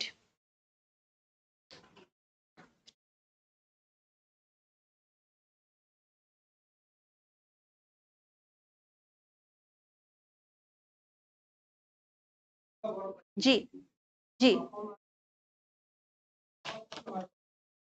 হ্যাঁ জি, প্র্যাকটিস বেশি বেশি করলে তখন এটা ডেভেলপ হবে। আপনি অনেক প্র্যাকটিস করেছেন? আচ্ছা, কিন্তু প্রতিদিন করছেন কিনা? প্র্যাকটিস করতে হয় প্রতিদিন। একটা কিছু যখন নতুন শিখছেন, ইউ মাস্ট প্র্যাকটিস এভরিডে। আপনি 6 মাসে যদি মানে 16 বার প্র্যাকটিস করেন তাহলে তো হবে না, ঠিক আছে? এখানে কত লম্বা সময় ধরে না, এখানে ফ্রিকোয়েন্সি ইজ ইম্পর্টেন্ট। আপনি যখন লিসনিং ডেভেলপ করতে যাবেন, এভরিডে আপনাকে প্র্যাকটিস করতে হবে উইদাউট ফেল। ঠিক আছে, যখনই একটা নতুন কিছু শিখছেন ওটা যদি যদি গ্যাপে করেন, একদিন করলেন, 3-4 দিন খবর নেই, আবার করলেন, আবার গ্যাপ, তাহলে কিন্তু ডেভেলপ করবে না। এভরিডে প্র্যাকটিস করতে হবে, ঠিক আছে? ওকে, এখন আসি লুজিং ট্র্যাক। এটা একটা কমন প্রবলেম, যে লুজিং ট্র্যাক বলতে আমি কি বোঝাই? লুজিং ট্র্যাক বলতে আমি বোঝাই যে আপনারা অডিও শুনতে শুনতে হারিয়ে যান। এটা কি কারোর সাথে হয় আপনাদের মাঝে, যে হারিয়ে যাওয়াটা? সো লুজিং ট্র্যাকটা হয় বিকজ অফ টু রিজনস। একটা হচ্ছে লো লেভেল অফ কম্প্রিহেনশন, আর একটা হচ্ছে if you miss an answer. তো প্রথমে আমি ডিসকাস করব if you miss an answer, তারপরে low level of comprehension discuss করছি। তো মনে করেন আপনার আছে কোয়েশ্চেন নাম্বার 1 থেকে 5 মাল্টিপল চয়েস।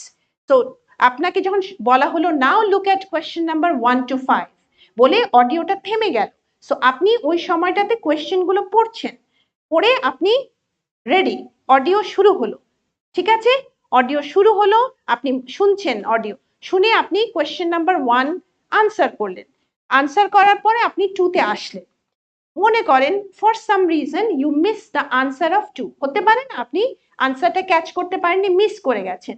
এখন আপনি ভাবছেন আনসার আসছে, কিন্তু অ্যাকচুয়ালি তো আনসার এসে চলে গেছে।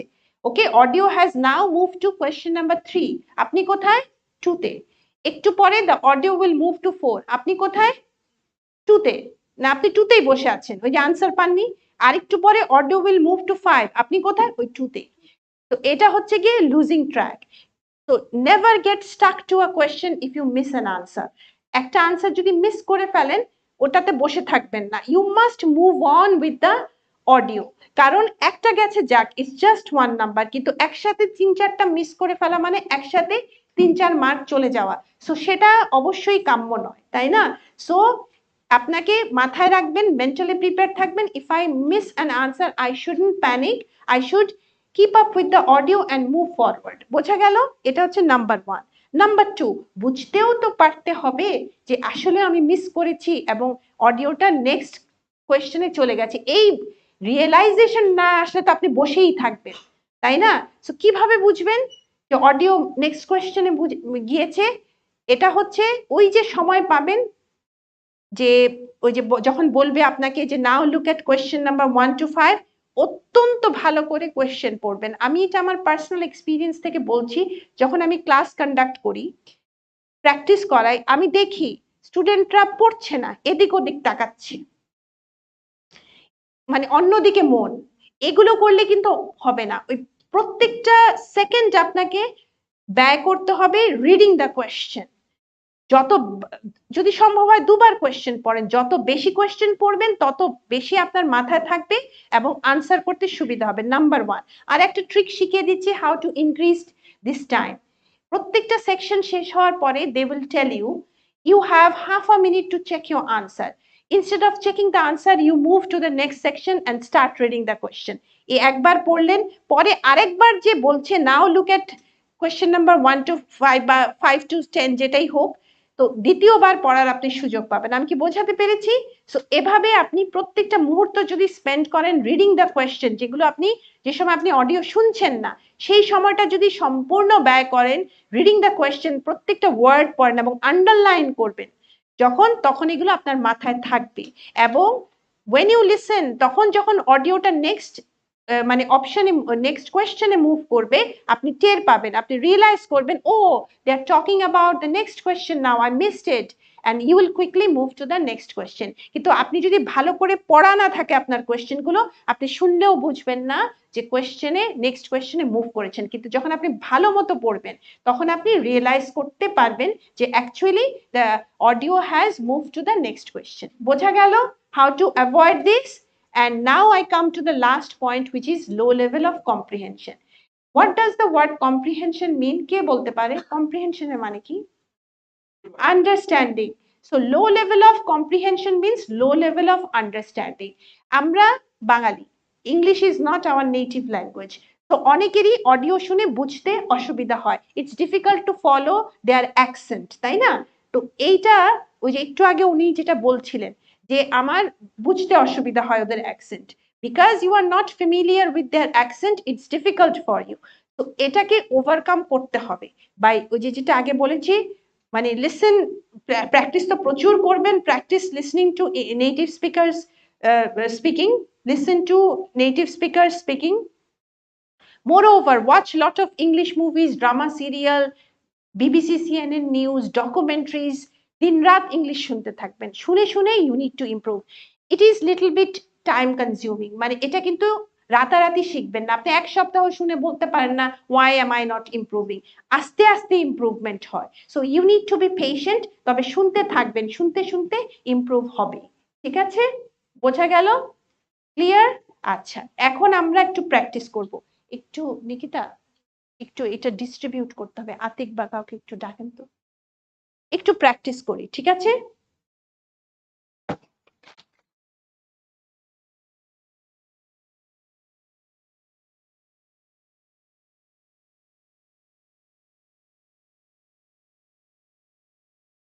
আমি কি একটু দিয়ে দিব, আপনারা পেছনে পেছনে দিয়ে দিবেন?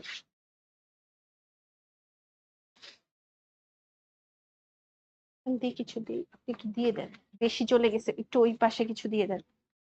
আচ্ছা, একটু পেছনে পেছনে দিয়ে দেন।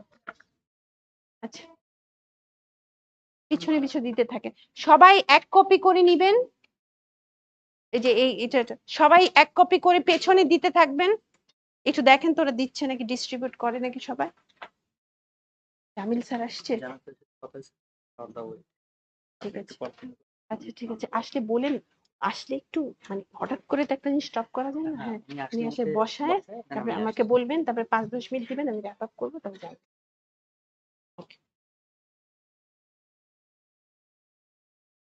আচ্ছা, আমার শ্যামল আমাকে একটা দিয়ে।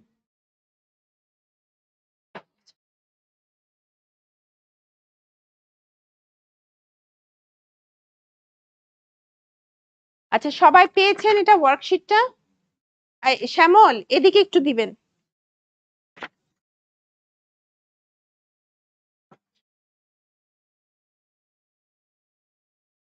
শ্যামল একটু তাড়াতাড়ি করতে হবে।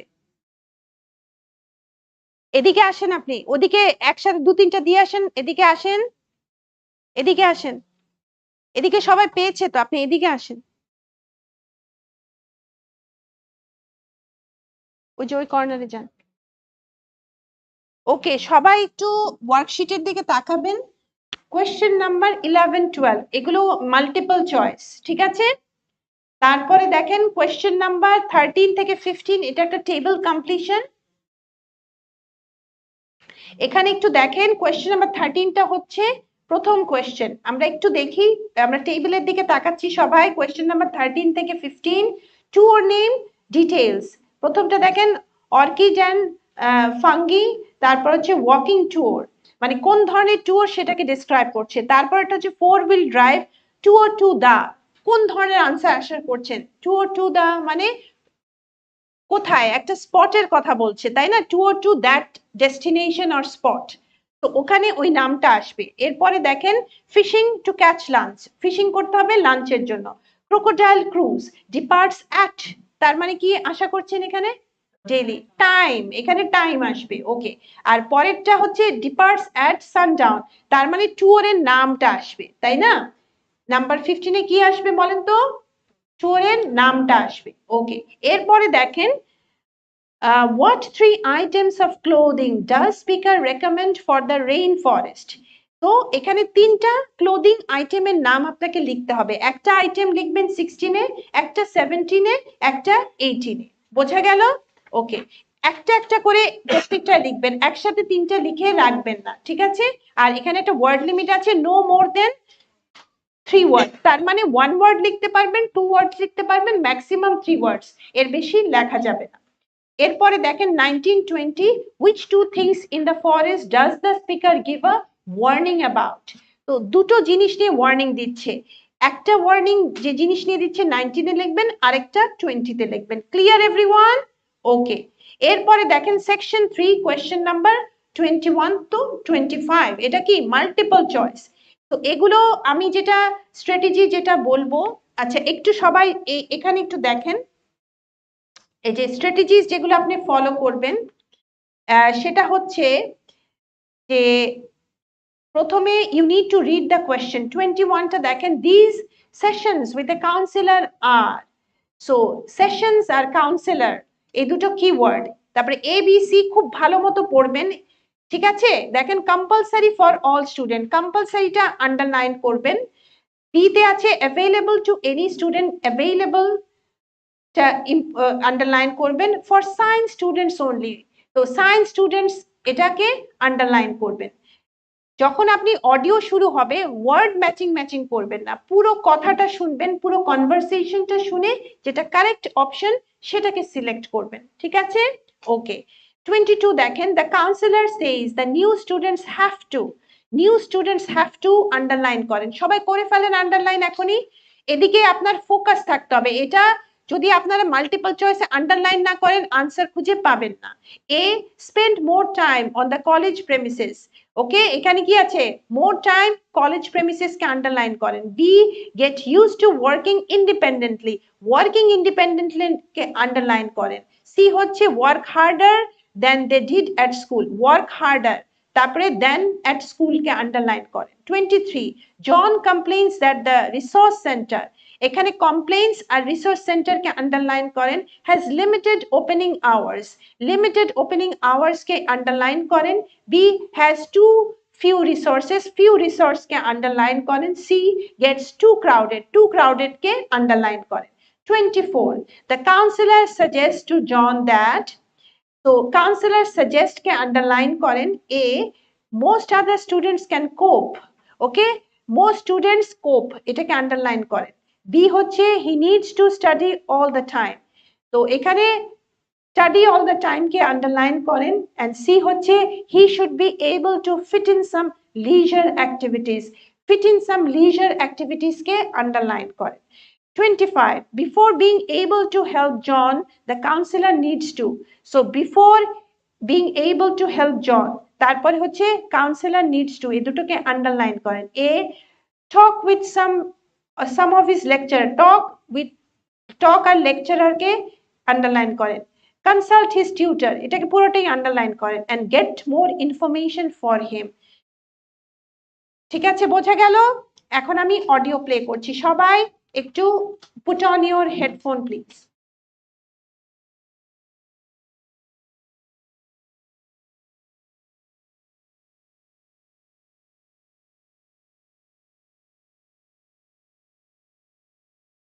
একটু শুনুন, সবাই পড়তে থাকেন।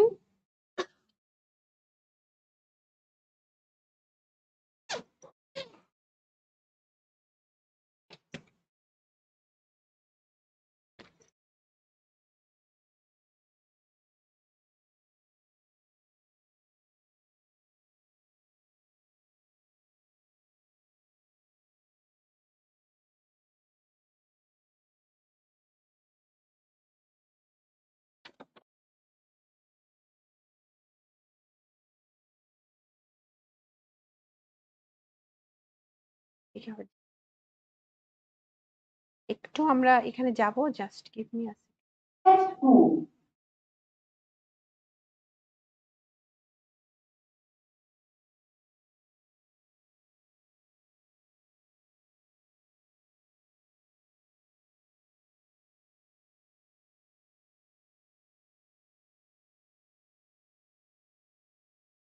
যে ওই রাতেই একটু আমি শুনবো, তো প্রথমে একটু রাখেন, আমি একটু শুনে নিই, তারপরে রাইট জায়গাতে যেতে হবে।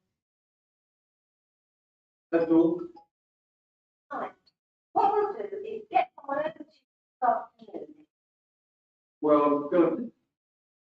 From your cabin balcony, you'll find that you can't see anyone else. আচ্ছা, এখনই শুরু হবে, হ্যাঁ, সেকশন 2।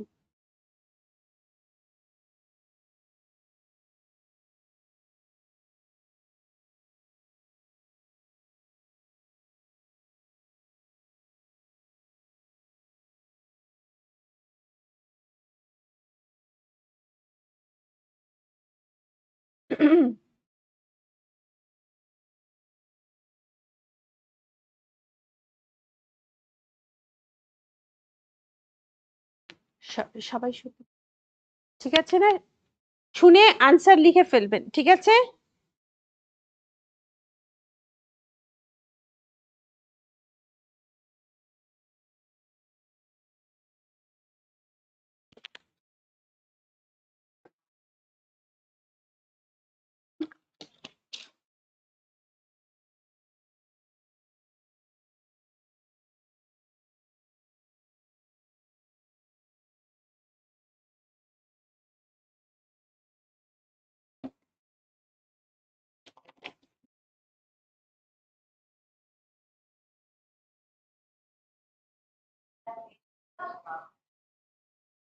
তামিল স্যার আসছে,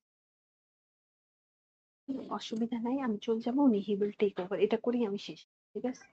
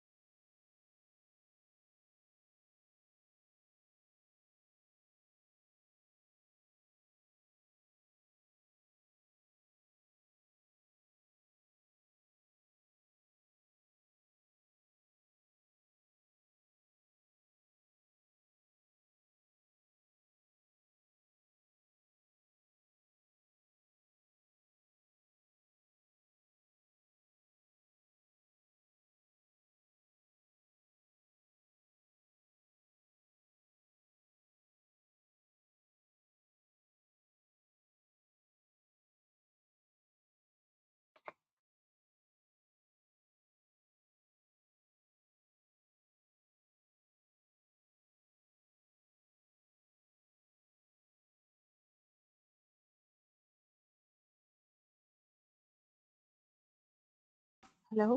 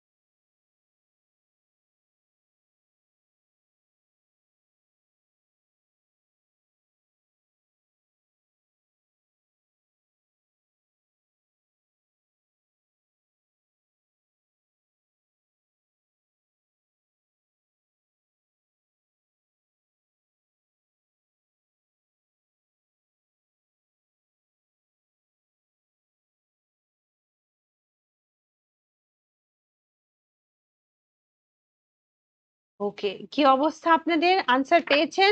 সেকশন 2 আনসার পেয়েছেন?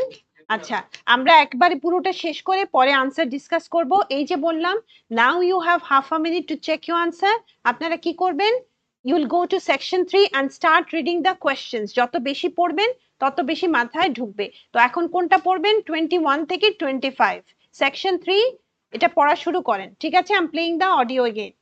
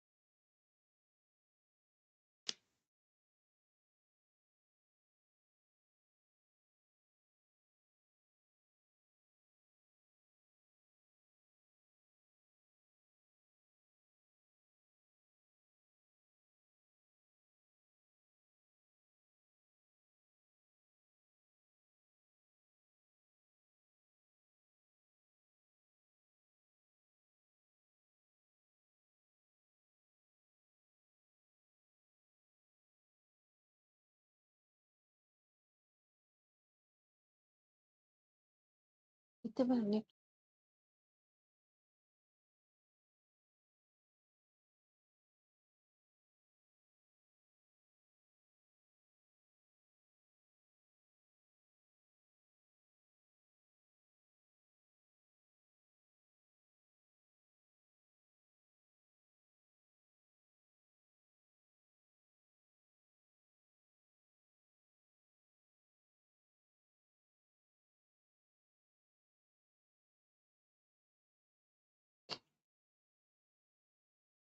Okay, so take off your headphones. We shall discuss the answers now.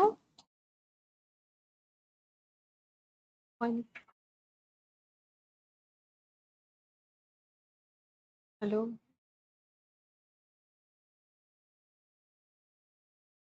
ওইখান থেকে কি জানি অন করতে হয়েছে? Okay. Okay, we shall discuss the answers now. আপনারা একটু পার্টিসিপেট করবেন, ভুল হলে কোনো অসুবিধা নাই, কিন্তু আনসার ডিসকাস করি, তাহলে আপনার যদি কোনো ভুল হয়েও থাকে সেটা আপনার মানে আমি কনফিউশনটা ক্ল্যারিফাই করে দিব। Okay, so section 2 question number 11, what's the answer? A B C কোনটা? সবাই কি বি লিখেছেন? কেউ কি ভুলে এ বা সি লিখে ফেলেছেন?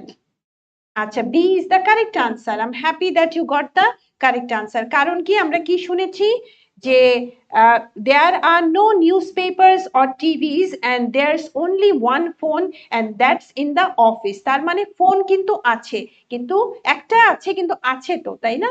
But there are no newspapers or TVs। R A হচ্ছে টেলিফোনস আর নিউজ, টেলিফোন তো আছে তাহলে এটা হতে পারবে না, আর সিতেও টেলিফোন আছে এই জন্য এটা হবে না। সো কারেক্ট কোনটা? Newspapers and TVs, B is the correct answer. 12 এর আনসারটা বলেন, এ বি সি কোনটা? আচ্ছা, এখানে কারেক্ট আনসার হচ্ছে সি। আচ্ছা, কয়েকজন বি বলেছেন, গো স্ট্রেট টু রেস্টুরেন্ট বলেনি, কি বলেছে? Dinner will be served in about an hour, তার মানে কি 1 ঘন্টা পরে ডিনার সার্ভ করা হবে, তার মানে 1 ঘন্টা ওয়েট করো for dinner, wait an hour for dinner. কি বলেছে আপনাদের এখানে? Dinner will be served in about an hour or so, তার মানে 1 ঘন্টা পরে ডিনার সার্ভ করা হবে, তার মানে C is the correct answer. Go এখনই রেস্টুরেন্টে চলে যেতে বলেনি। আর এ হচ্ছে carry their luggage to the cabin, এটাও রং, কারণ someone will help them to carry their luggage. Okay, so A আর বি হচ্ছে ভুল, ইনকারেক্ট, সিটা কারেক্ট আনসার। বোঝা গেল? ওকে, এবার চলে আসি 13 এ, আনসারটা বলেন। ওয়াটারফলস, জি। তারপরে 14, 11 am and 13 spotlight. Spotlight tour এর নামটা কি? স্পটলাইট। ওকে, কেউ যদি স্পটলাইট ট্যুর লেখে সেটাও হবে, কারণ 3টা ওয়ার্ডস এর মধ্যে থাকলেই হবে, স্পটলাইট লিখলেও হবে, স্পটলাইট ট্যুর লিখলেও হবে। চলে আসি 16 এর নাম answer, walking boots. 17 long trousers. 18 socks. Okay, এরপরে চলে যায় 19 স্নেকস অথবা ভেনামাস স্নেকস, দুটোই কারেক্ট, যদি স্নেকস লেখেন সেটাও কারেক্ট, অথবা ভেনামাস স্নেকস যদি লেখেন সেটাও কারেক্ট। 20 না, সার্টেন প্ল্যান্টস, অথবা কেউ যদি শুধু প্ল্যান্টসও লেখে সেটাও চলবে, অথবা সার্টেন প্ল্যান্টস, কিছু গাছ থেকে সতর্ক করেছে যে ওগুলোকে থেকে তার প্রবলেম হতে পারে ভিজিটার্স এর। ওকে, সো সার্টেন প্ল্যান্টস, 2 ওয়ার্ডস, অথবা শুধু প্ল্যান্টস লিখলেও এখানে অ্যাকসেপ্টেবল হবে। বোঝা গেল? জি জি, ট্রি লিখলে ভুল হবে, ট্রি তো বলে, ট্রি আর প্ল্যান্টস এক কথা না, ট্রি মানে হচ্ছে বিশাল বড় বড় যেগুলো, ওগুলো হচ্ছে ট্রি। ওকে, এখন আমরা চলে আসি সেকশন 3 তে। সেকশন 3 কোয়েশ্চেন নাম্বার 21, বলেন আনসার কোনটা? বি, বি, সবাই বি লিখেছেন, B is the correct answer. A আর সি কেউ ভুলে লিখে ফেলেছেন? সবাই বি? এক্সপ্লেন করব নাকি সবাই কারেক্ট? এক্সপ্লেন করব, ওকে, ঠিক আছে। কেন এটা ভুল হলো, কেন সিটা ভুল হলো, আর কেন বিটা কারেক্ট, সেটা আমি এক্সপ্লেন করছি এখানে। এখানে কি হচ্ছে, জন আর কাউন্সিলর কথা বলছে, they are having a conversation. এখানে কাউন্সিলর প্রথমে বলছে, hello John, what can I do for you? তখন জন কি বলছে, well, I heard about these counseling sessions from a friend doing a science course and I was really interested. I think they should be compulsory really.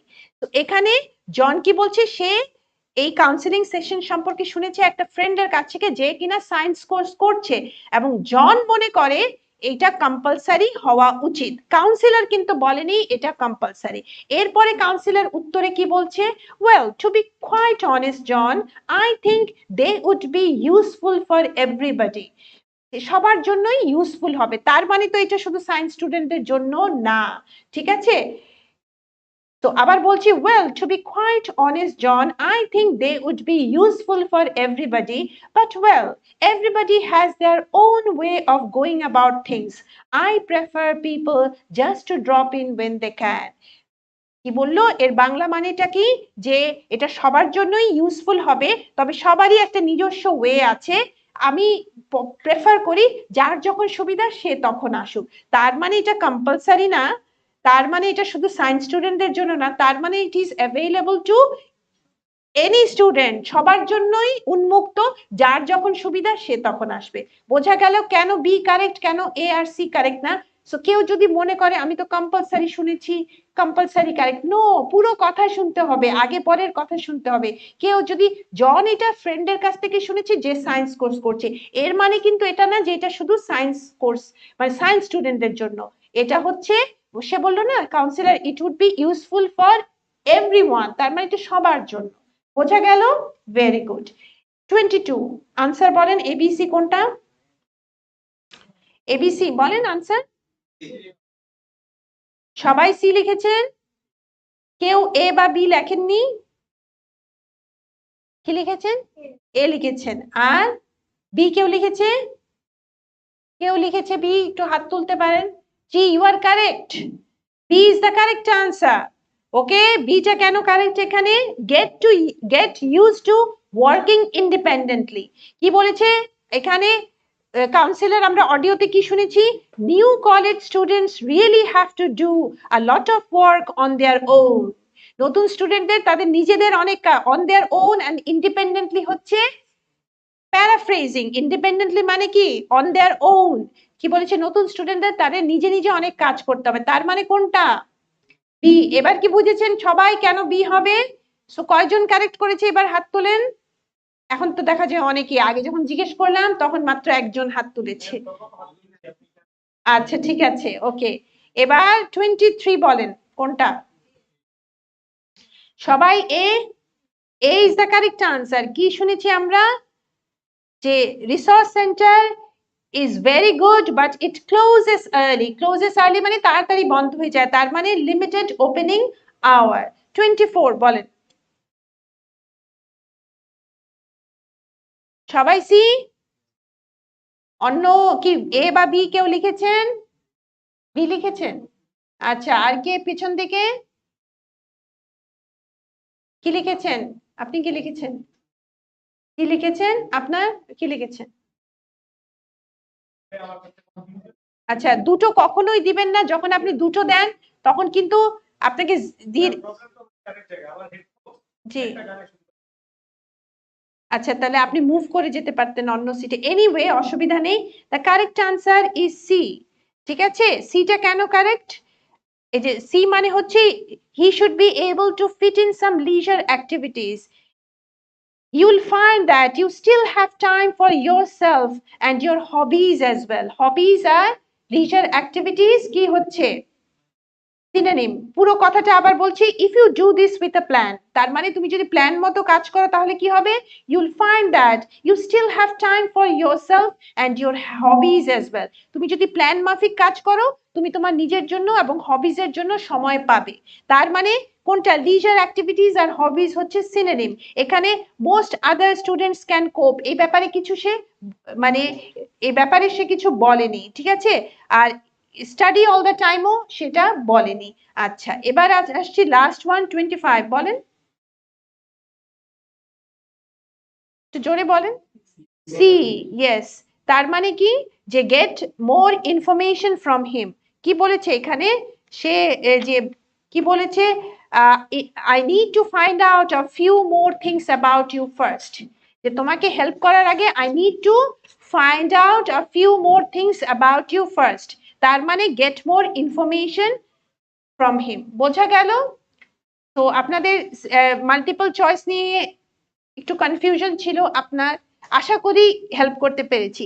তারপরে যখন আপনারা regular class করবেন, অনেক প্রচুর practice পাবেন, স্পেশাল ব্যাচে ভর্তি হলে 6টা ক্লাস পাবেন, তখন আরো অনেক বেশি ডিসকাশন হবে, আরো অনেক বেশি প্র্যাকটিস হবে, আরো অনেক বেশি হেল্প পাবেন। তো কেমন লাগলো আপনাদের স্পিকিং আর লিসনিংটা? কি মনে হচ্ছে এখন? ধারণা হয়েছে? কেমন লাগলো?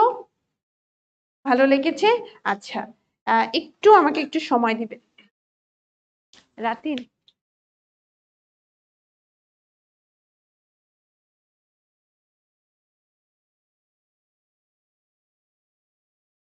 একটা টি ব্রেক পাবেন, আপনারা একটু রিফ্রেশ হয়ে নেন, ওয়াশরুমে যেতে হলে যান, পানি খান, চা খান, ঠিক আছে? তারপরে আপনারা রিডিং এ মিট করবেন, ঠিক আছে? Okay, thank you so much, thank you.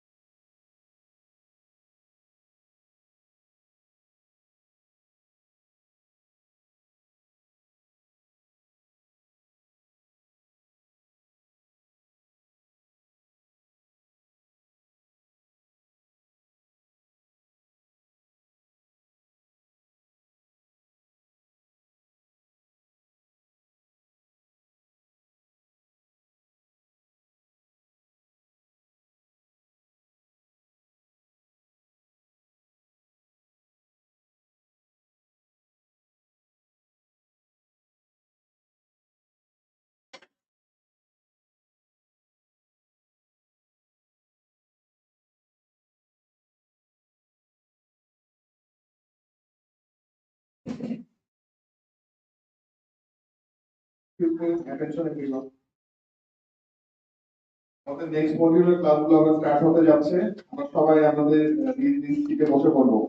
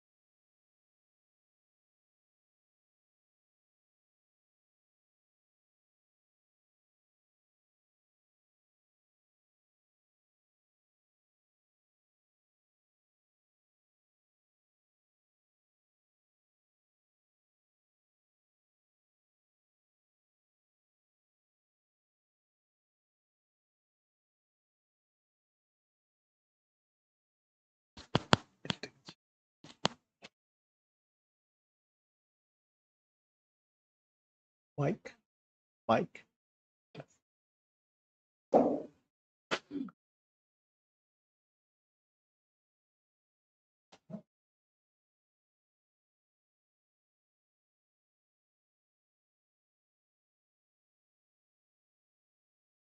Assalamu alaikum and good evening, everybody. How are you all?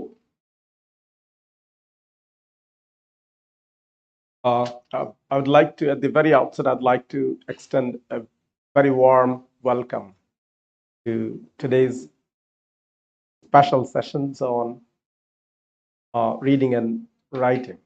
You're done with listening and speaking, I guess.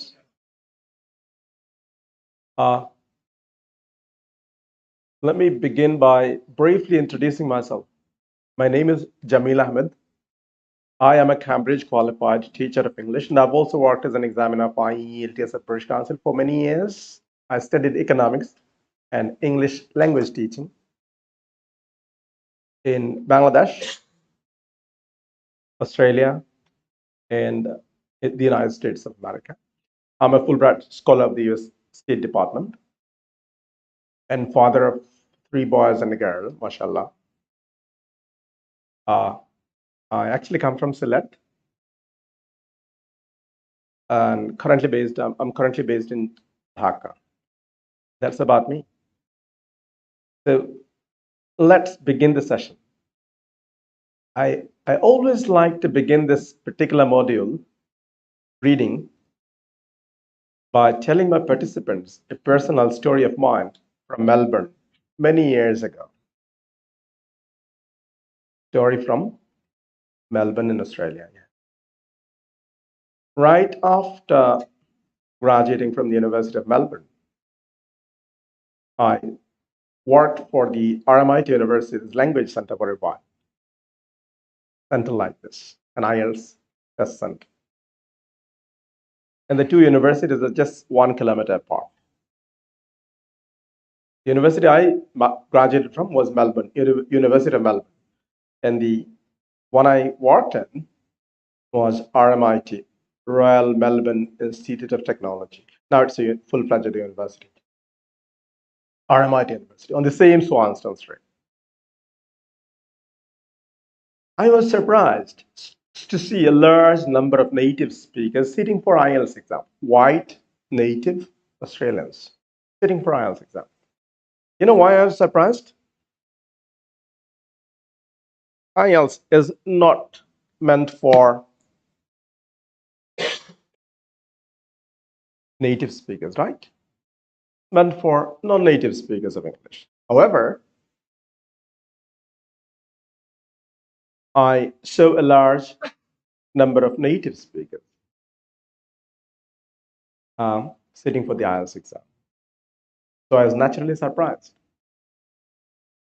When I asked my local colleague why these people were sitting for IELTS exam despite being native speakers, what I learned from my local colleagues was all these people were health professionals, doctors, nurses, therapists, etc. The reason is, in Australia, it's a very common trend with doctors and nurses and therapists to take leave from work for a year or two and work in the UK for the British National Health, NHS, the British National Health System or Service. I think it's service. So to gain some work experience from the British National Health Service, a large number of doctors and nurses and therapists from Australia would every year take leave from work and go to the UK for a year or two, not for money, not for money. They're rich, perhaps richer than the UK, for international experience. But the British immigration law requires everyone from outside of the UK to sit for, yes,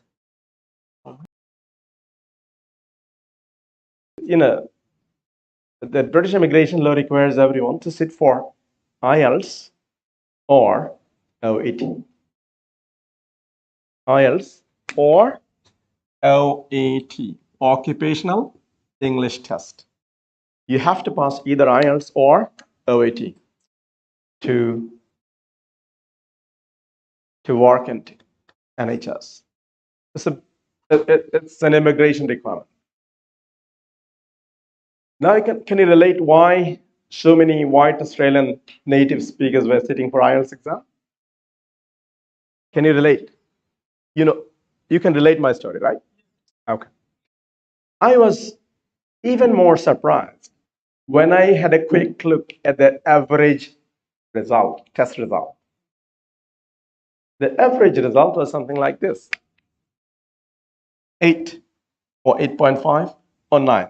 So 8 to 9, 8 to 9, 8 to 9, and 6.5 to 8.0. So which module do you think it is? Can you guess? No. Reading. Okay. Reading. So do you think highly educated native speakers of English cannot read well?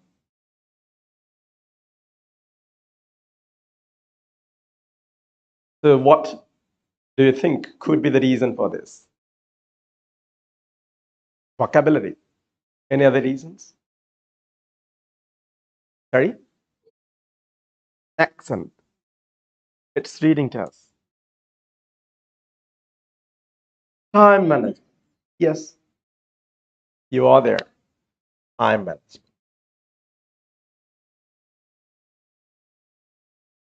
So when it comes to reading module, it's extremely important that you manage your time efficiently. And your answer is absolutely correct, spot on. You've got to manage your time very efficiently, no matter how good your English may be. Why?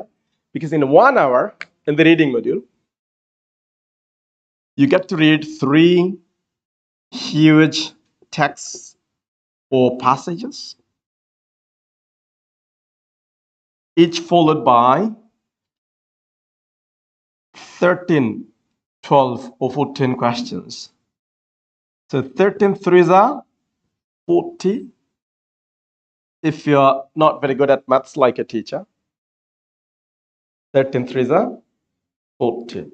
So in 1 hour, In 1 hour, you are required to read as many as 3 passages, answer 40 questions, and that's not the end. In that stipulated 1 hour, 60 minutes, you've got to transfer all your answers from the question booklet to the OMR answer sheet, which makes it extremely challenging for anyone, no matter whether you're a native speaker or non-native.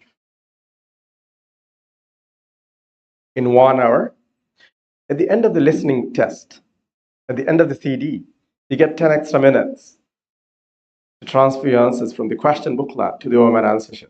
Unlike in the listening test, in the reading test, there's no transfer time at all. None at all.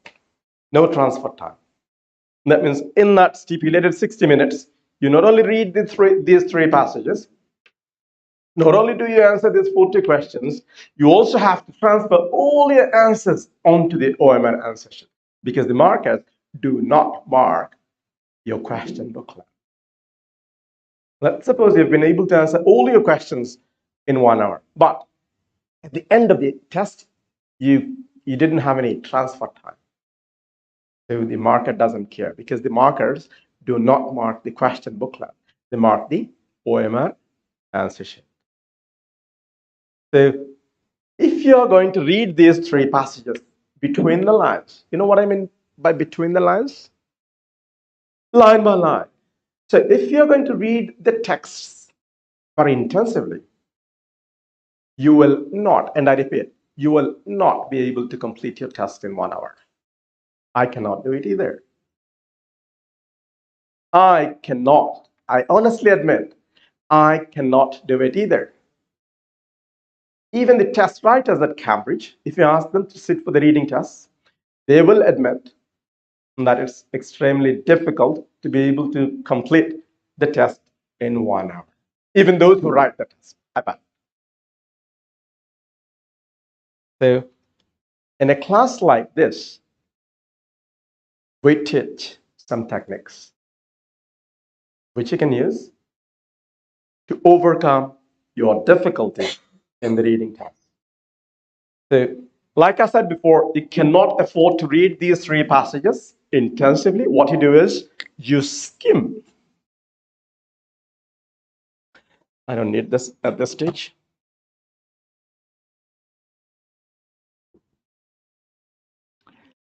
You skim and you scan and you sometimes read intensively.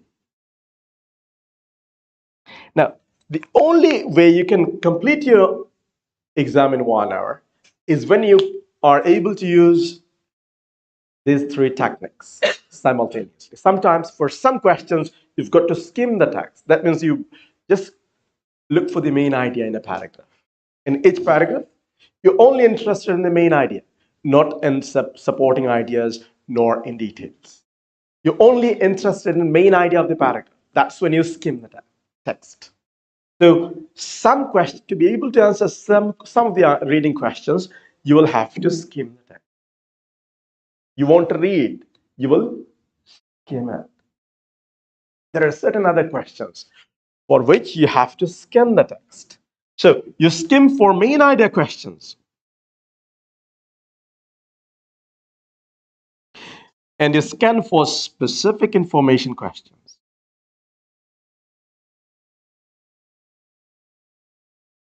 Some questions require you to understand the main idea of a passage or particular sections of the text. Some questions do not involve main idea. They require you to find specific information or keyword or a number from the text. We call them specific information questions.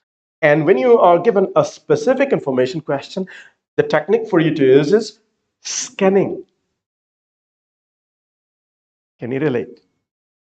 You understand me, right? Okay.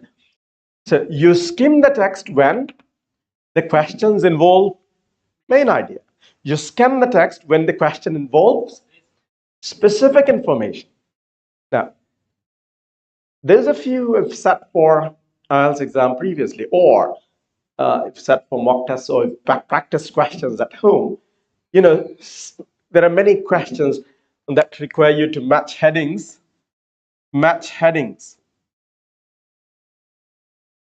with paragraphs.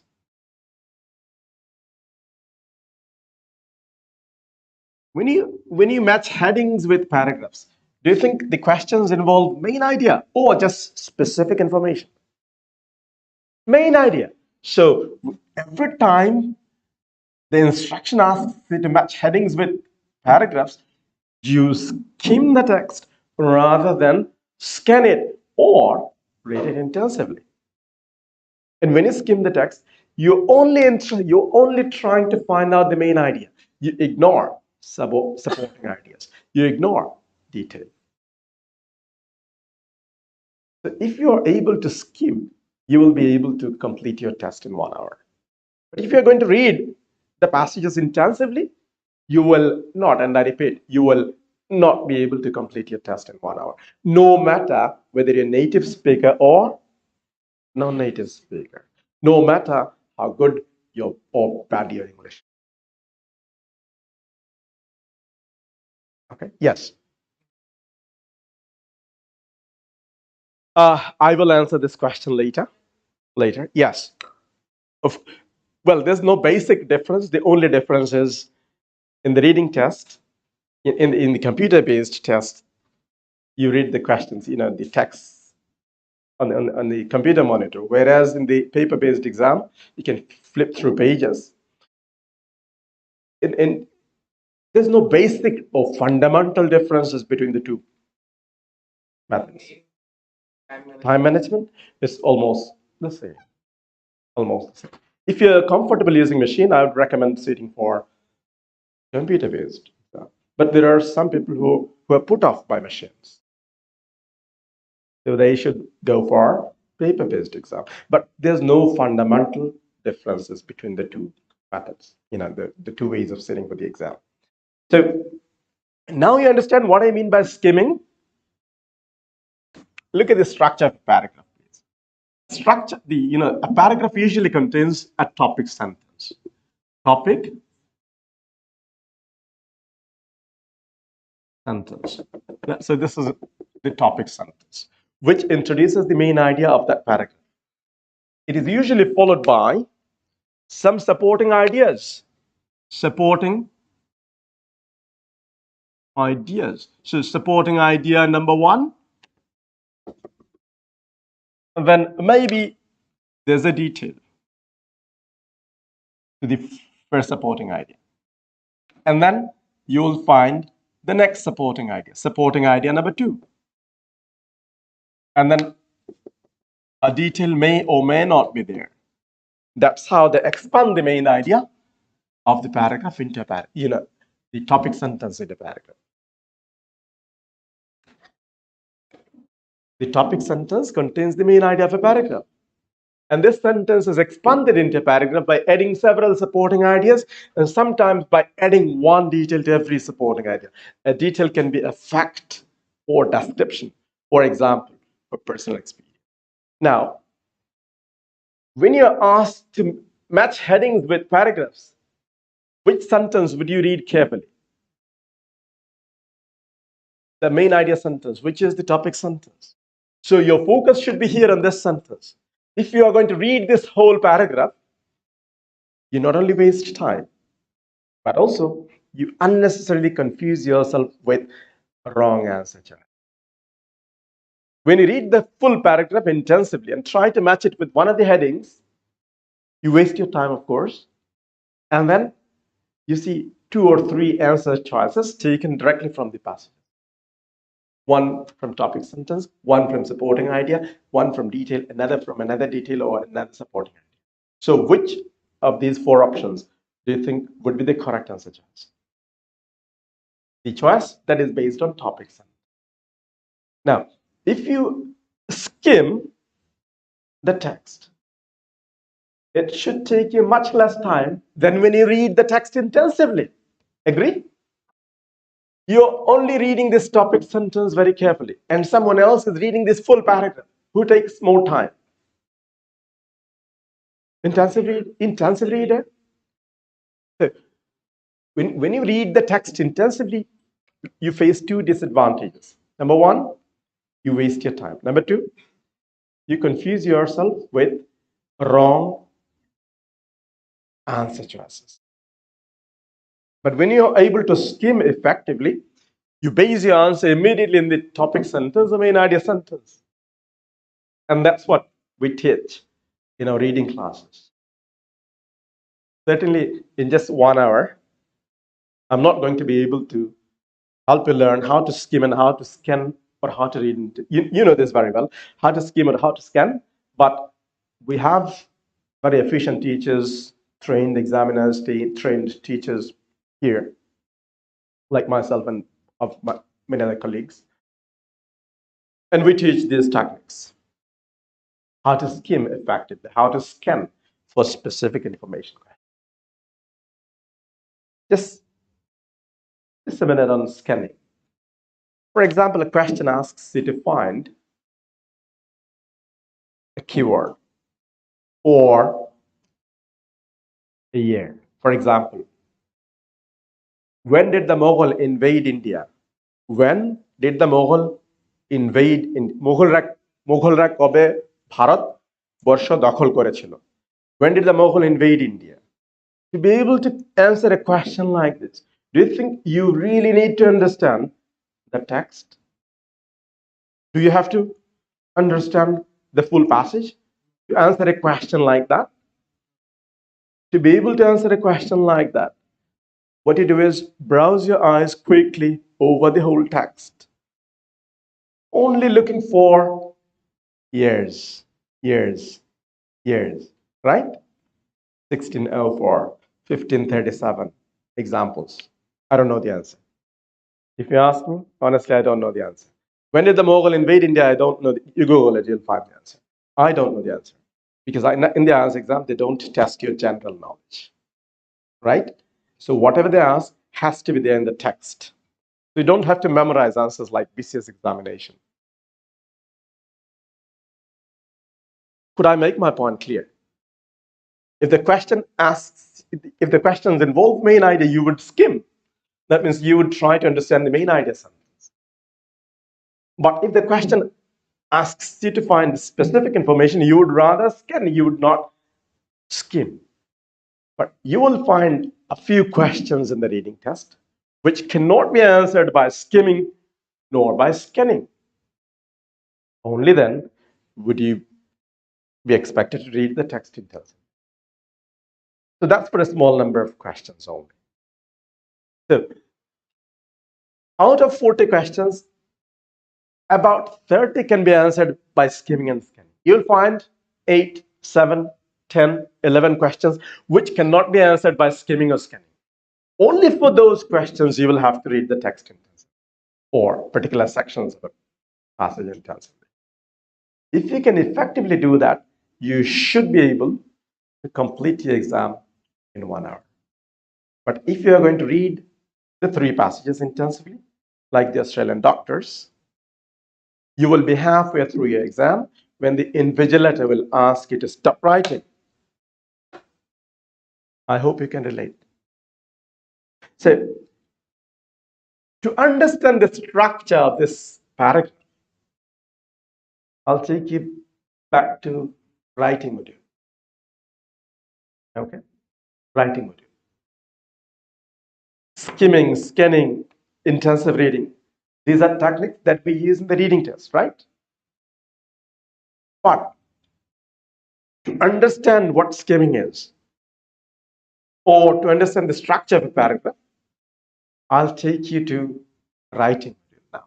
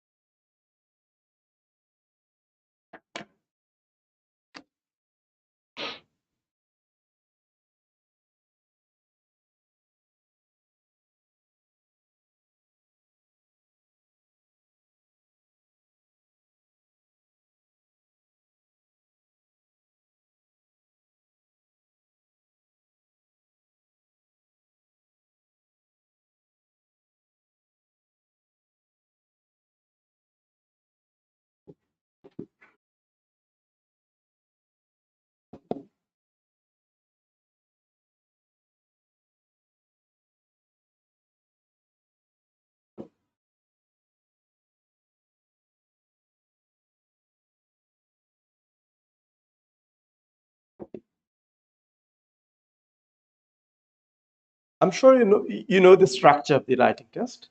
There are two tasks in 20 minutes. You will have to describe a graph. If you're an academic candidate, you will have to describe a graph or chart, etc. If you're a general training candidate, you will have to write a letter, which can be formal or informal or sometimes semi-formal. But for task 2, both academic and GT candidates will have to write an essay. And this essay, when you say essay, it consists of several paragraphs, right? By the way, there are two basic types of essays, which we'll discuss later. But whatever the type may be, your essay begins with an introduction paragraph, ends with a conclusion paragraph. In between the introduction and conclusion paragraph, you get to write several paragraphs in the body part, right? 2 or 3 paragraphs in the body part, which we call body paragraphs. To be able to skim a text effectively in the reading test, you need to understand the structure of a paragraph from the perspective of writing module, which will help you not only improve your score in the reading test, it will help you improve your score in the writing test too. Reading and writing are both closely connected. In the reading test, you read passages.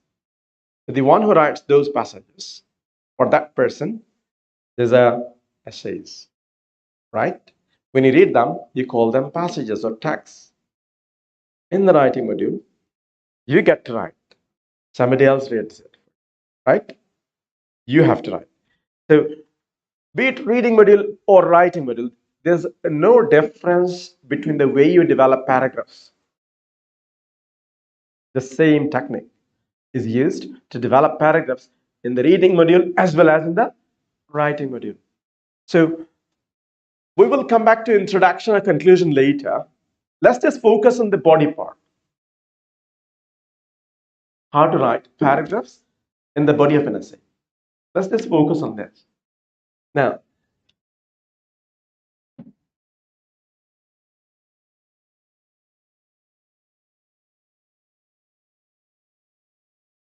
topic sentence is usually the first sentence in a paragraph, which introduces the main idea of a paragraph. So let's write down these steps here. We'll come back to task 1 later. We started with essay, right?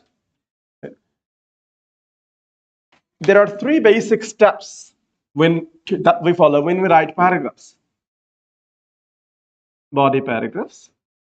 When we write paragraphs in the body of an essay, there are 3 steps that we follow. Step 1, we always start with the topic sentence.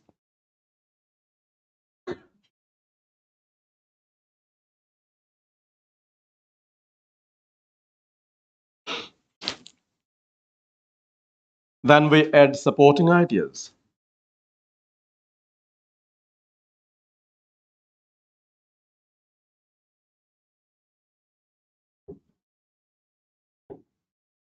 And then we add a detail to every supporting idea.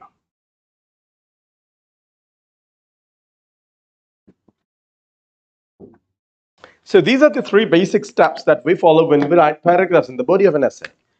We always begin with the topic sentence. And then we develop this topic sentence, the main idea sentence, into a paragraph by adding several supporting ideas. And then we add one detail to every supporting idea. Now, the topic sentence, like I said before, introduces the main idea of a paragraph. The main idea of a paragraph is known as a topic sentence, right? Which consists of the topic itself plus a suitable controlling idea.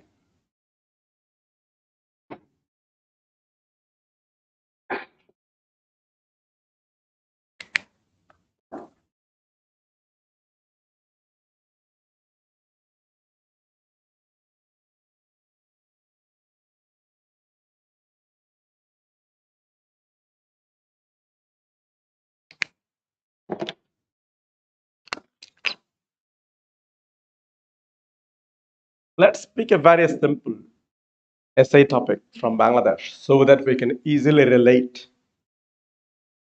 Could you suggest a problem, a civic problem that we face on a daily basis in Dhaka? Traffic jam, all right.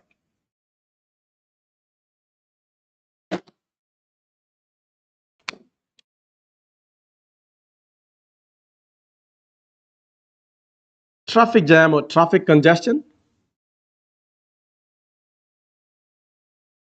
Now, if you're writing an essay on traffic congestion, what can be one suitable controlling idea which you can expand into a paragraph, which you might want to expand into a paragraph? A suitable controlling idea? You might want to identify the causes, কারণ কি কি কারণে ঘটে traffic jam কি কারণে হয় so fine these are the supporting ideas traffic policeরা expert না these are supporting ideas but controlling idea could be causes so you see yes well lot of vehicles these are supporting ideas now the word causes is an example of a controlling idea which you can expand into a paragraph now to write a topic sentence or introductory sentence for a body paragraph, you use the topic itself from the question and use a suitable controlling idea like causes and expand it into a paragraph. Example.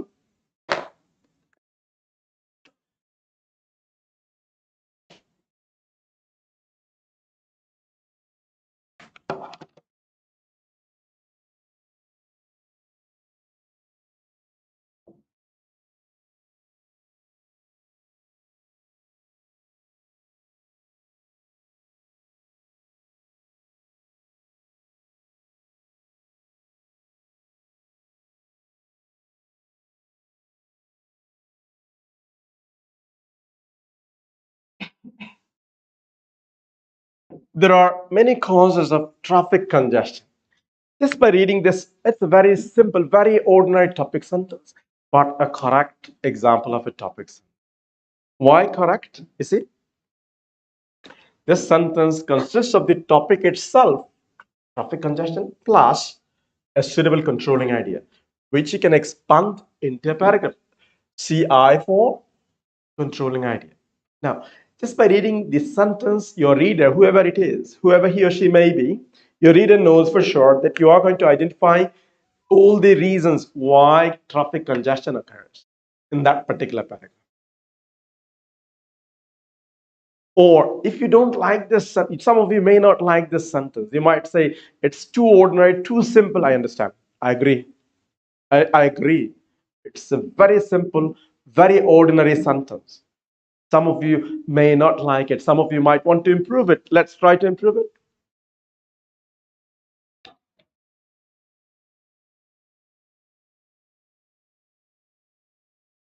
A number of factors are responsible for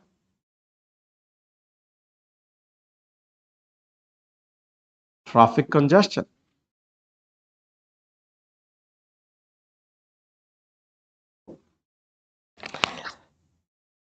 Is there any difference between this sentence and the second sentence in terms of meaning? Any difference at all? নাকি দুটো একই জিনিস? There are many causes of traffic congestion. Someone else writes a number of factors are responsible for traffic congestion, which is the topic, and factors controlling idea. Don't you think these two sentences mean essentially the same thing? Same meaning. Just in terms of vocabulary, sentence 2 might be a slight improvement over sentence 1, in case some of you do not like the first sentence. Still, it's not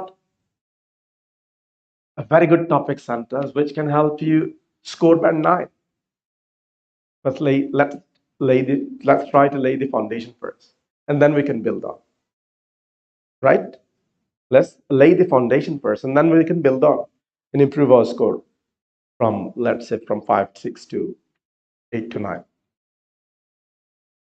Now, every paragraph should ideally begin with a sentence like this, which consists of the topic itself plus a controlling idea, something like causes or factors, or in a different paragraph, you might choose a different controlling idea such as effects.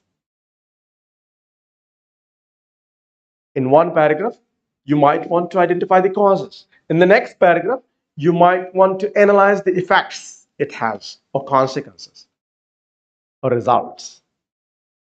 In the next paragraph, you might suggest some steps that should be taken by the government of Bangladesh in order to deal with traffic congestion in Dhaka. Agree? So, what are the controlling ideas that I've discussed so far for a topic like this? Causes, effects, and solution or suggestions or remedies. Causes, why this problem occurs.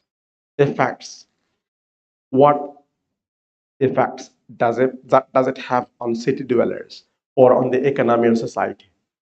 Number 3, some remedial measures, some steps that should be taken by the government to reduce congestion. Can you relate, everybody? Okay. So when you write a paragraph in the body of an essay in your IELTS task 2 essay, you would invariably begin every paragraph with a topic sentence that contains the topic itself plus an appropriate controlling idea, something like causes, factors, effects, suggestions, remedies, etc. And expand that idea into a paragraph. How? By adding supporting ideas. Someone said, the rise in the number of vehicles. Remember a while ago? There are too many vehicles in Dhaka, that's why congestion occurs. So the rise in the number of vehicles, is that topic sentence or supporting idea? No, not topic sentence. The rise in the number of vehicles, is it the only cause or there are many causes like this? Then rise in the number of vehicles cannot begin a paragraph. That should sit after the first sentence, not in the first sentence. Do you understand? So let's write this sentence here. This is your topic sentence, which you are going to expand into a paragraph by adding supporting ideas. Let's say to start with, that means the first cause or the first factor, the rise in the number of vehicles. The number of vehicles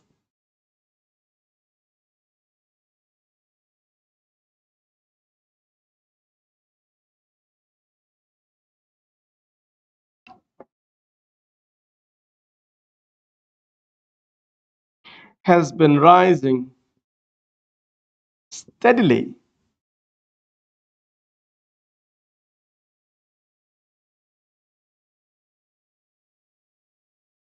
over the years.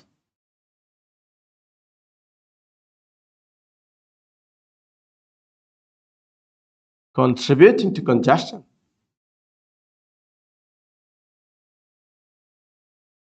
So to start with, the number of vehicles has been rising steadily over the years, contributing to congestion. That is a supporting idea. I hope you can differentiate topic sentence from supporting ideas. Someone gave me another cause. Narrow roads. Okay. To start with, the next cause, the first cause, the first supporting idea. What was that? Rise in the number of vehicles. Second supporting idea. What did he say? Narrow roads. Okay. Besides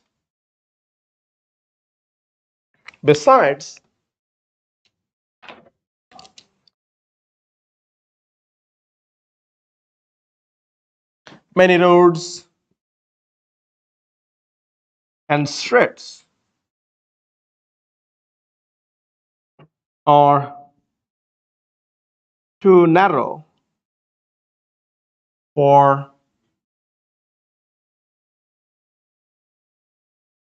oncoming vehicles to pass. Besides, many roads and streets are too narrow for oncoming vehicles to pass. This also causes traffic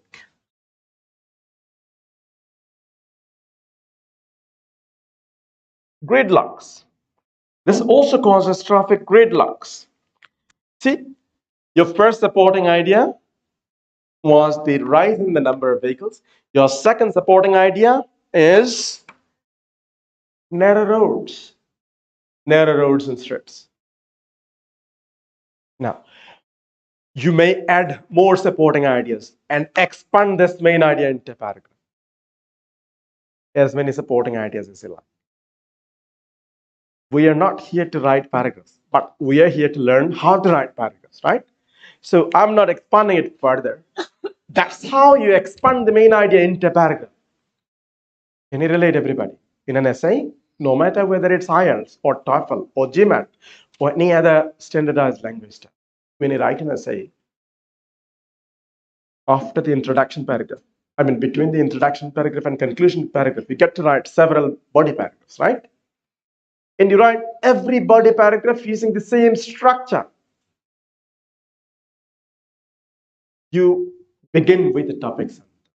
You don't begin with a sentence like this or like this. A sentence like this cannot begin a paragraph. See? Many roads and streets are narrow in Dhaka, and this causes traffic congestion. That's not the ideal beginning of a paragraph. That's not how a body paragraph should begin. Can you relate, everybody? In the first sentence, introduce the main idea of that paragraph. And how do you write that main idea sentence? Use the topic itself, and together with the topics, choose a suitable controlling idea such as causes, factors, effects, reasons, results, consequences, suggestions, recommendations, remedies, remedial measures, steps, etc. And expand that sentence into a paragraph. How? By adding supporting ideas like rise in the number of vehicles, narrow streets and roads. Do you think this is the number one reason in Dhaka why congestion occurs? Well, that's a good question. There's no prescribed number, but I would confine myself to 3. Why 3? Because when you, what's your name, sir? Arif. So Arif, if you're using 3 supporting ideas, it means, you see, one topic sentence, one topic sentence. Then 3 supporting ideas, 3 sentences. Then 1 detail for every supporting idea, 3 sentences. 3 plus 3, 6 plus 1, 7.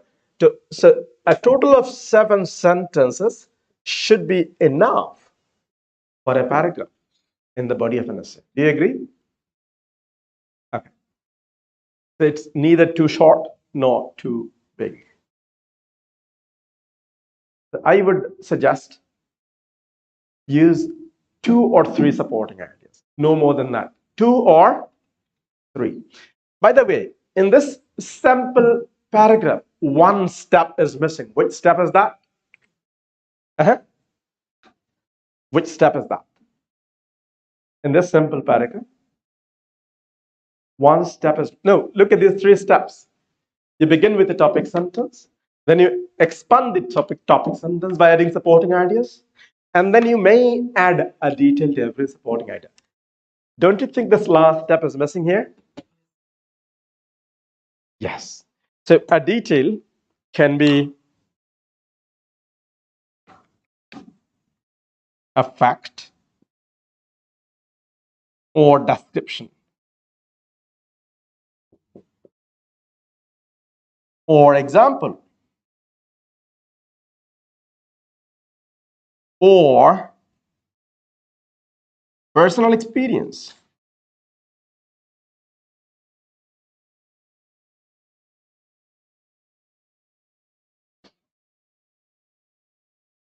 See? A fact, or a description, or an example, or a personal experience. Any of these four elements can comprise your detail. A fact. I wonder if you can differentiate a fact from a description. Anyone? Not a test, but if you'd like to participate, please.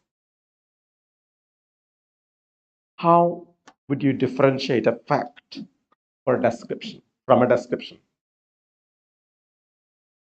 Common and large. Okay. Any other ideas?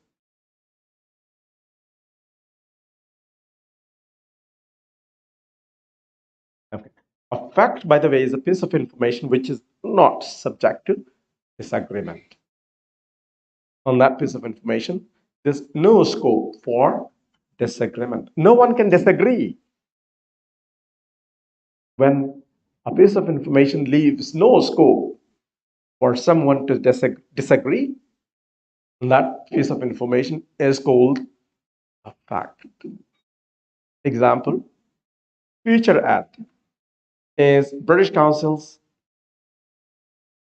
IELTS test center in Dhaka. Can anyone disagree? Any scope for disagreement? FutureEd is British Council's IELTS test partner in Dhaka. There's no scope for disagreement because it's a full-fledged exam center and they conduct, the IELTS test takes place here on behalf of British Council, right? So it is a fact because there's no one who can disagree. But if I say something like, FutureEd recruits the most efficient teachers of English in this country, some of you might agree, some of you might disagree. And that's description. So what's the difference between a fact and a description? A piece of information which leaves no scope for disagreement. Fact. A piece of information which is subject to disagreement. Description. Example is, I'm sure you know what an example is. It usually begins with the phrase for example or for instance, or in the object position of a sentence, such as, or E dot, G dot. What about personal experience? In the IELTS exam, you are encouraged to use your personal experience, provided you stay brief and to the point. Don't feel tempted to write one full paragraph on your personal experience. Personal experience would comprise just one small detail of a supporting idea. So you should not write one full paragraph on your personal experience. It may come as a small detail for a supporting idea. So if you are using your personal experience, make sure you don't write any more than, let's say, a couple of sentences. No more than a couple of sentences. 1 or 2 sentences, maximum 3 sentences, no more than that.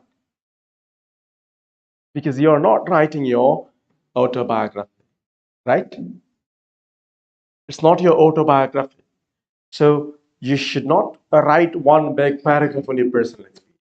You can use your personal experience if it's related, if it's relevant, just as a small detail for a supporting idea. So where does this detail sit in a paragraph? Where do you put it in here, in this paragraph? Where do you put it here? Right after the first supporting idea, you might want to add a detail here. Right after the second supporting idea, before you move on to discuss your third supporting idea, give me one more cause of traffic congestion in Dhaka. One more cause. One more cause. Overtaking, okay. Disobeying traffic rules, right? You said this. Okay, fine. Many people, many drivers disobey traffic rules or violate traffic rules. So this is another reason. Now, When you talk about violation of traffic rules, that would be your third supporting idea. Sorry, yes, right. Third supporting idea. That means the third cause. Cause number 3.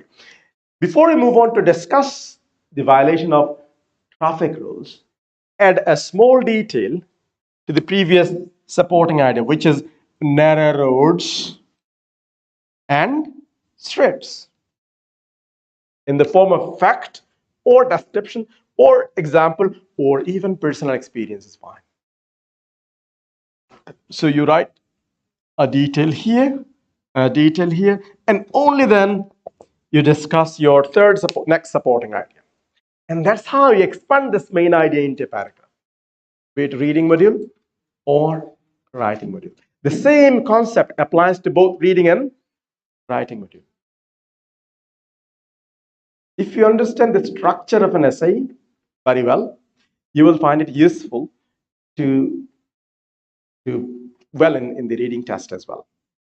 Of course, you do well in the writing test, it will help you improve your score in the reading test too, because these two modules are interlinked. In the reading test, remember I told you to skim for main idea questions. If you don't know the structure of this paragraph, how do you skim? You cannot skim. You read this full paragraph. You waste your time, and then you confuse yourself with wrong answer choices. I hope you can relate. Any questions at this stage? Any questions about writing body paragraphs in your essay? Yes. The length of the essay is 250 words. 250 words. It's the requirement of the board. IELTS test board requires you to write a minimum of 250 words. Okay, but there's no prescribed length for a paragraph. Prescribed minimum length of your essay is 250 words. That means it's the lower limit, and the upper limit, there's no upper limit set by the board. Upper limit depends on you, the test taker. That doesn't mean that you, let's say you write 1000 words for your essay, because it's not like the more, the merrier. Remember SSC exam, HSC exam, the more, the merrier. যত বেশি লিখলাম তত ভালো. Unfortunately, in the IELTS exam, যত বেশি তত ভালো, that's not applicable. শেষের কবিতা পড়েছেন আপনারা? শেষের কবিতা কে কে পড়েছেন? শেষের কবিতা রবীন্দ্রনাথের মাত্র 3 জন, এই এত বড় ক্লাসে কি বলে? এত বড় ক্লাসে শেষের কবিতা পড়েছে মাত্র 3 জন। IELTS করার আগে এটা পড়ে আসবেন। কিন্তু এখানে কোর্স করতে আসেন না আসেন, আমার রিকোয়েস্ট সবার পড়া উচিত, বাংলাদেশি মানে বাংলাদেশের নাগরিক হলে। এটা দেখবেন, ভালো জিনিস যত কম হয় তত ভালো। আমরা বলি না যত বেশি তত ভালো, ভালো জিনিস যত কম হয় তত ভালো। আমি বলি নাই, শেষের কবিতা থেকে শিখেছি, মুখস্থ করেছি অনেক আগে, ভুলি নাই। এনিওয়ে, তাহলে it's not like the more the merrier, যত বেশি লিখলাম তত বেশি মার্কস পাবো, that's not applicable here. Your score depends on 4 assessment criteria. I'll discuss them later. By the end of this course, I will discuss the 4 assessment criteria so that you know what your score depends on. Otherwise, you might write 3, 4, 5, 10 pages for your essay, and you might think you've done really well in the exam. And when you get 5.5 in the writing test, you blame either British Council or IDP. But we don't like to blame ourselves. We don't blame ourselves, right? Because I think I've done really well in the exam. Why? Because I've written 15 pages for task 1 and task 2. But I don't know what my score depends on. So that you don't blame your examiner, so that you don't blame British Council, so that you don't blame IDP, you need to know what your score depends on. Whether you come here for a course or not, you should know what your score depends on. And by the end of this session, I'll discuss these 4 criteria. Let me then go back to introduction paragraph. Remember the structure of an essay? I just discussed how to write the paragraphs in the body of an essay, let me discuss briefly how to write the introduction paragraph and conclusion paragraph. Before I move on to discuss the introduction and conclusion, does anyone have any questions in the body part? No one? Okay.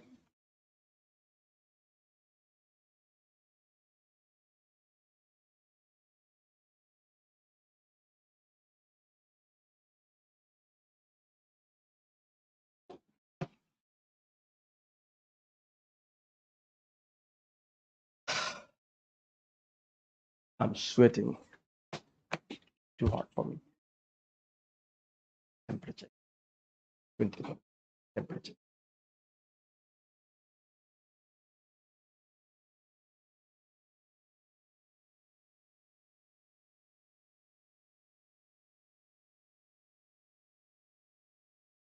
Now, when I discussed the body paragraph, I didn't tell you anything about the difference between two types of essays. All essays are basically of two types. Some textbooks will give you a lot of different types of essays, but all the different types of essays can be broadly categorized as analytical and debatable. Analytical and debatable. How you write the introduction paragraph depends on what kind of topic you are given. If the topic is analytical, you write the introduction in one particular way. When the topic is debatable, you've got to write the introduction in a totally different manner.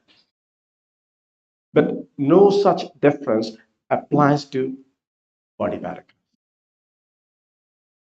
That's why I started with body paragraph. Can you relate? I started with body paragraph. Why? Because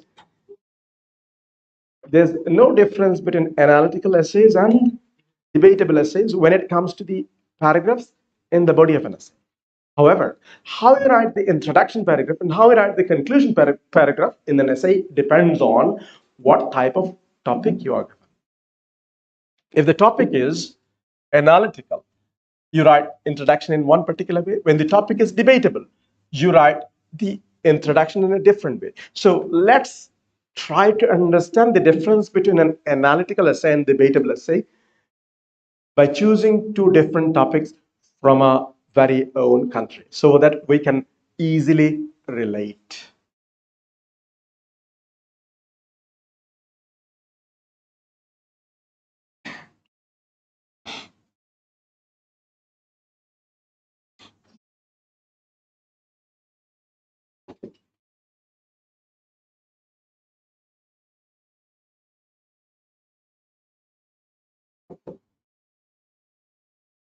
How many of you studied science at SSC level? SSC science. Thank you. And the others must have studied either commerce or humanities bars. Unfortunately, your children don't have the opportunity anymore to choose science or commerce or arts. No such scope. Why not? You studied science, or you studied science or arts or commerce, but your children, some of you already have children, others will have children in the future, inshallah. Okay. Your children won't have the opportunity to choose science or arts or commerce if they do SSC or HSC in Bangladesh. Why not? Because the education system has changed. They've merged all these streams into one.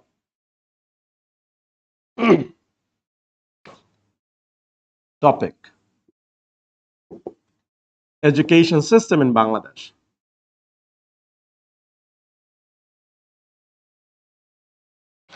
Now, if all of you, from now on, there's no science, no arts, no commerce group. There's only one group. every student will have to study the same curriculum, same textbooks, same curriculum. Everyone will have to study a bit of science, a bit of arts, a bit of everything. So there won't be any division anymore. If every student wears the same cloth to school, what do you call it? Uniform. Then if every student gets educated in the same education system, let's call it a uniform education system. Okay, agree? Introduction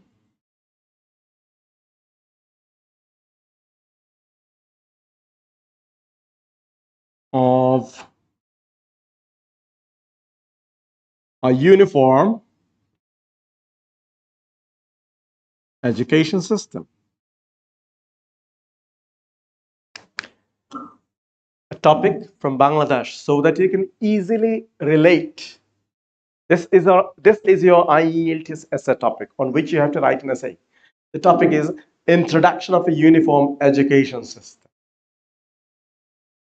If we conduct a referendum in this class or across the country in Bangladesh, many people will support this decision of the government and some others will oppose it. Do you agree? Not for political reasons. Don't take it politically. Not for political reasons.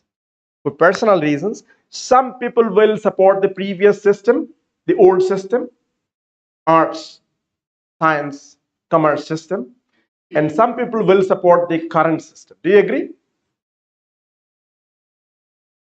So that means you will find some people who would support this topic, this decision of the government, and you will find others, another group of people who would oppose it. Those who support the decision of the government would say this system can benefit the nation in many ways, benefits or advantages. Those who would support it, those who would oppose it, some of you will oppose it. Why? Because you would say this system could harm the nation or it could be disadvantageous for the nation, right? This system could be disadvantageous for the nation in the long run. So you see, there are two aspects to this topic, positive aspect and a negative aspect. Some people would support it, others would oppose it, which makes it type 2, debatable. So if you're writing an essay on a topic like this, the format of the essay could be debatable, type 2. Can you relate, everybody? Okay.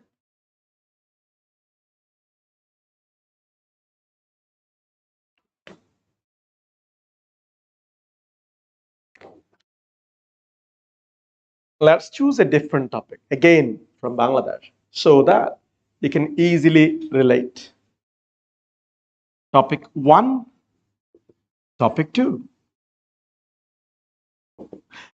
A while ago, we discussed a topic from Dhaka. What was that?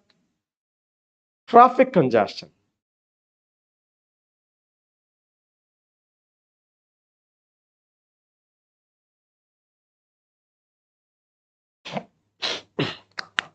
Traffic congestion.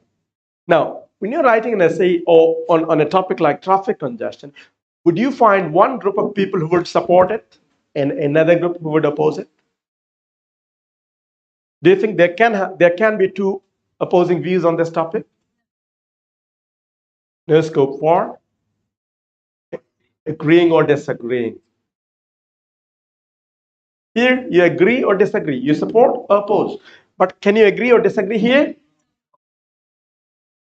This topic leaves no scope for you to agree or disagree. It's a different topic. It's a different type of topic. You can analyze the topic, but you cannot debate it. You cannot debate it. You can analyze it. So this is an analytical topic. Analytical topic. So topic 2 belongs to type 1. Topic 1 belongs to type 2. From these two examples, from our very own country, I hope you can differentiate analytical essays from debatable essays. Please say yes and no. Yes. Participants at the back, can you relate? Any questions? It's very important that you understand this difference. Why? Because on this difference, you have to base your introduction paragraph.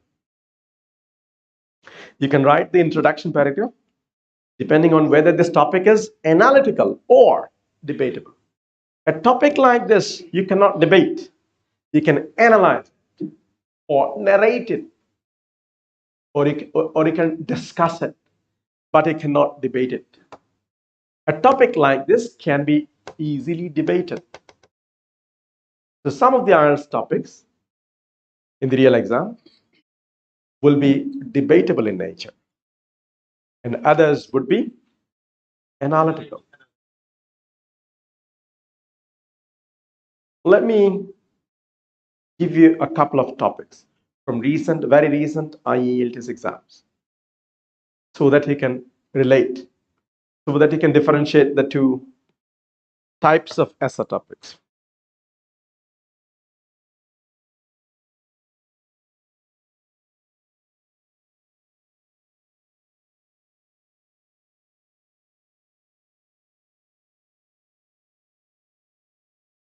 Remote. Essay remote. It's too cold for you? Okay.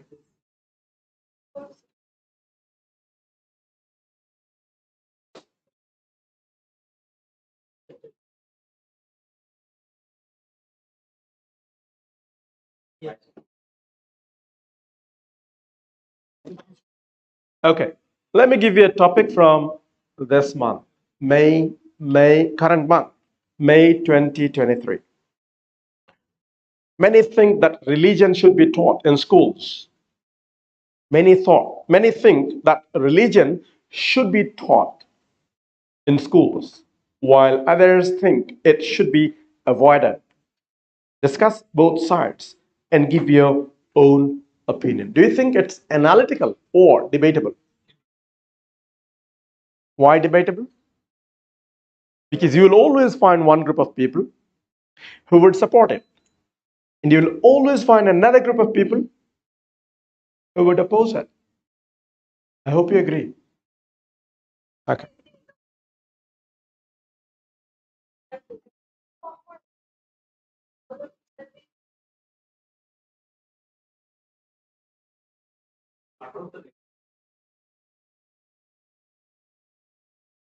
Freezing. Okay. Nice to- Freezing. Okay. Uh, let's set it at 2024. 24 should be okay. Okay. I think 24 rakho, okay? Thank you. Okay, let me give you another topic from a recent month, from April 2020, last month. Many today feel that attention spans are becoming shorter due to the prevalence of social media. Let me repeat the topic. From April 2020, from last month.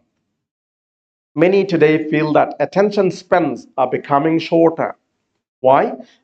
Due to prevalence of social media. To what extent do you agree or disagree? Do you think it's analytical or debatable? Attention spans are becoming shorter. May be true, but how do you know for sure that it's only because of social media, only because of Facebook or other social media? How can you be so certain about it? Don't you think there could be some other factors responsible for this? Then would you use an analytical format or debatable? Don't you think that some people will agree on this topic and others will disagree? So it's rather a debatable topic.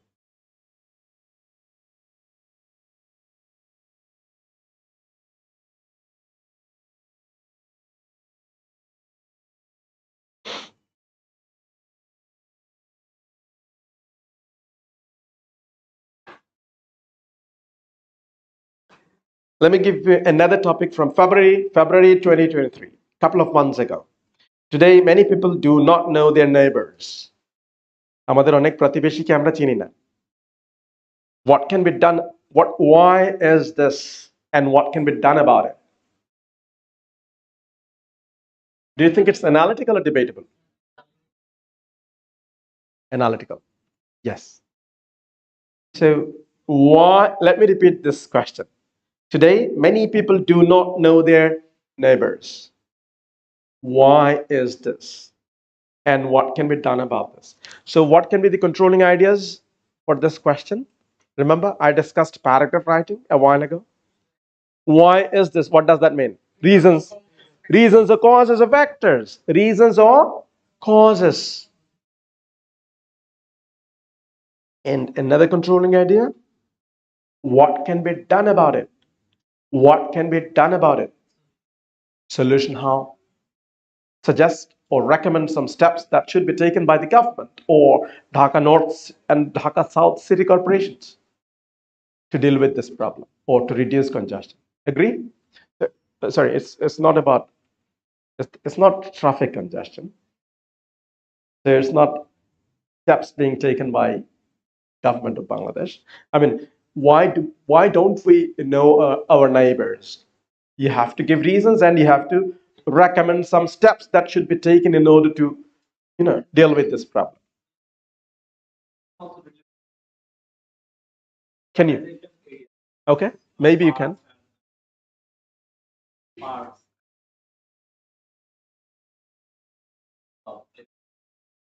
Well, like I said before, if you can relate them, I'm happy.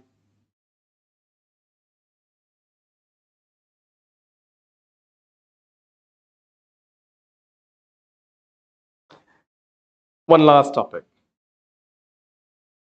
In many countries, people increasingly talk about money, such as how much they earn or how much they pay for things in their daily conversations. Why? Is this a positive or negative trend? Do you want me to repeat the topic? Okay. In many countries, people increasingly talk about money, such as how much they earn and how much they pay for things in their daily conversations. Why? Why? Is this a positive or negative trend? Do you think it's analytical or debatable? Well, the topic itself is debatable because some of you might think it's debatable. You might use a debatable template format. Some others might use an analytical format. Because some of you might say it's debatable, some of you might want to analyze the topic. So for certain topics, the borderline is very thin. It's difficult to differentiate. So in those cases, you can either use debatable format or analytical format. I hope from these questions, you have a very clear understanding from these recent questions, recent real IELTS exam questions, essay questions. I hope by now you have a very clear understanding about these two types of essays. Yes? Okay. Now, you need to know the difference. Why? Because how you write the introduction depends on what type of topic you are given. Now, let's start with analytical introduction. Introduction will be different for analytical and different for debatable. Let's start with this one, analytical introduction.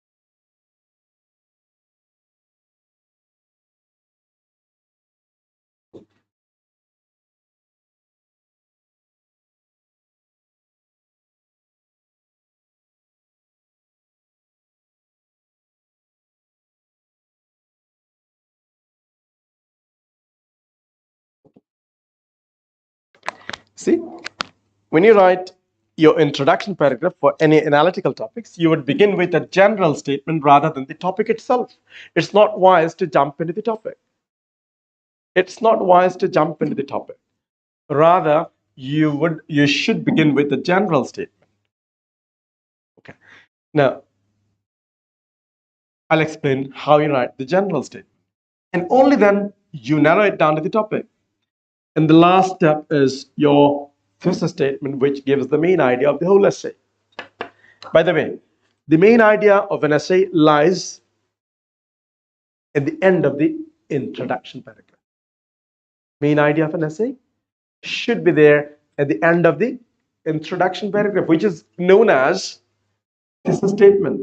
So this is the main idea of an essay. The main idea of a paragraph is known as the main idea of a paragraph. Paragraph. We discussed this a while ago. Topic sentence. The main idea of a paragraph is known as a topic sentence. But the main idea of the whole essay is called thesis statement. So each paragraph in the body of an essay should have one overarching main idea, which is known as topic sentence, which you expand into a paragraph. But the main idea of the whole essay is known as thesis statement, which is usually given at the end of the introduction paragraph. So you would begin with a general statement. Let me give you a diagram. It will help you understand how it works. Introduction for analytical essays.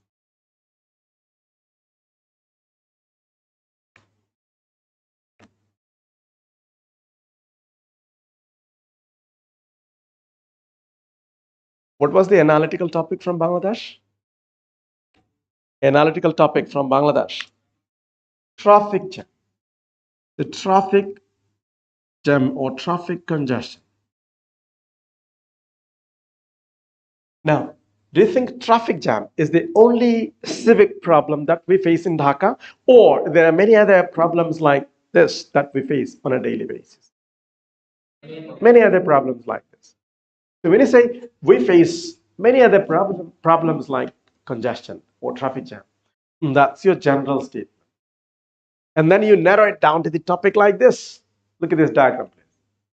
I hope you can relate this diagram to these two steps, first and second step. Step one, step two. Step one, a bigger perspective of the topic, not the topic itself. Not the topic itself. This is a bigger perspective of the topic. Many civic problems. When you talk about many civic problems, that's your general statement. And when you talk about traffic jam, that's your topic. So when you're writing introduction paragraph, you should not start by defining what is traffic jam. Why not? Because when we write the introduction for an analytical topic, it's not wise to jump into the topic itself. Rather, you should start with a general statement that means a broader perspective of the topic, not the topic itself. I'll write example sentence. But before that, before I write the example sentence, can you relate this diagram to these two steps? Now, write a sentence with many civic problems, and then you write one sentence about traffic congestion or traffic jam.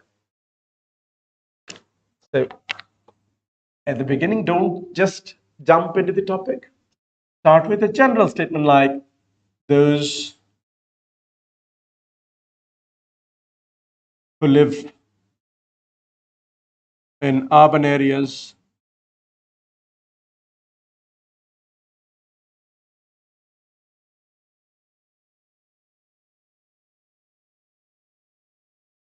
face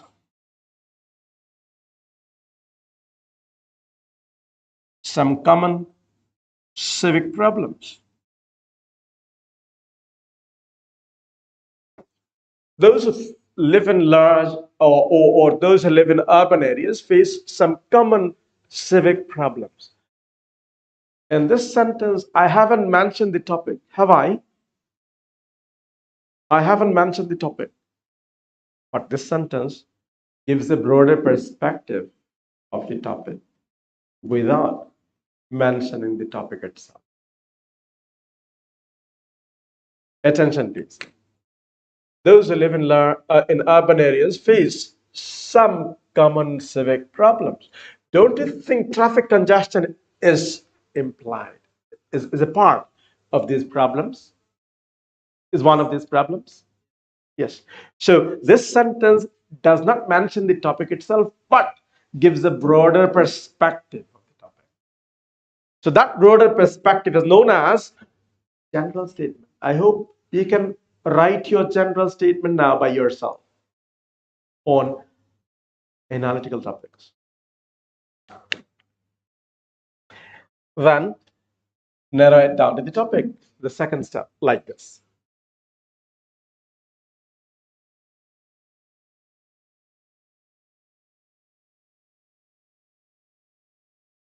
Traffic congestion is a case in point. So traffic congestion is a case in point. This is the second step where you mention the topic. I hope now you can relate these two steps to this diagram and to this simple introduction paragraph. Okay. So when you're writing the introduction paragraph, please do not start by defining what is traffic jam. In our culture, it's very common to define something. Iha ke iha bole, iha eto prakar, ihar udaharan eto guli. In our culture, we do it. Many test takers begin by defining traffic congestion. Who doesn't know what traffic congestion is? Who asked you to define it? Everybody knows what it means, right? So don't start by defining the topic. These are everyday topics. You don't have to define them. Rather, start with a general statement by giving a broader perspective of the topic. And I hope you will be able to write a general statement on any analytical topic by yourself from now on. And the last part, the last step, is to write the thesis statement or main idea sentence. Now remember, for a topic like traffic congestion, I told you to write, what was the controlling idea that we use? Controlling ideas, causes. One controlling idea was causes. Another controlling idea was effects. Another controlling idea was steps for solution or measures or remedies. Then use those ideas in one sentence together, which is known as thesis statement. That means this sentence, thesis statement, is the sum total of all the main ideas from body paragraphs. Thesis statement summarizes the main ideas in one sentence. Main idea of each paragraph should be reflected here in one sentence. And that one sentence is known as thesis statement. Now, can you differentiate a topic sentence from thesis statement? Topic sentence introduces main idea of a paragraph, whereas thesis statement summarizes the main idea of the whole essay. That means thesis statement is the sum total or summary of all the topic sentences from body paragraphs. You're going to write one paragraph on causes, another paragraph on effects, another paragraph on remedies. So use these three controlling ideas in one sentence, in just one or two sentences. That's your thesis statement. That means you must introduce the main idea of the essay at the end of the introduction paragraph. The sentence is very important. So it should be very, very well written. Now, let's go back to the topic, which is traffic jam. Now, what are the main ideas from the body paragraphs? Causes plus effects plus remedies. Right? Agree? remedies or remedial measures or steps for solution. Now, you write one sentence that includes all these three main ideas, causes plus effects plus remedies, in one sentence. And that sentence will be your thesis statement. For example, this essay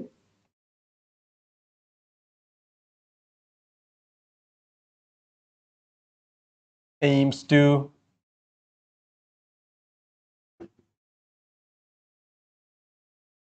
identify the causes or reasons or factors, causes or reasons or factors, synonym. Identify the factors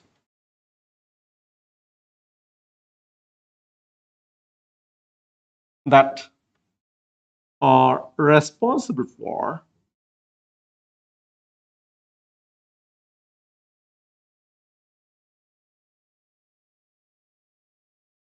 traffic congestion.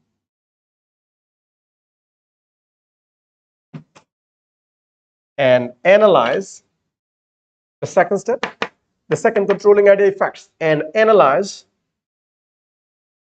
or assess its impacts. A synonym for effects, impacts, and assess its impacts on individuals and economy as a whole.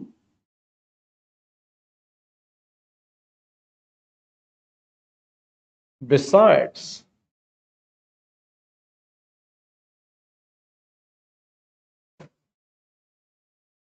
suggesting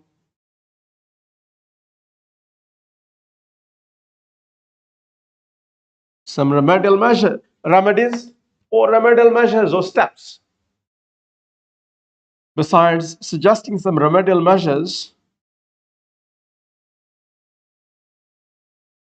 that could be taken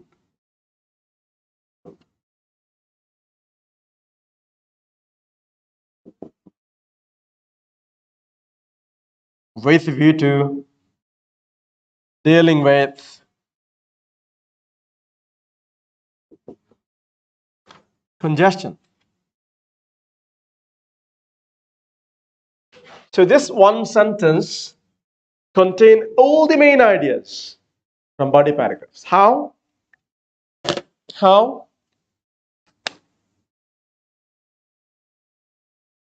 You are saying that you are going to identify the factors that are responsible, means causes. Then you are going to assess its impacts, which are effects.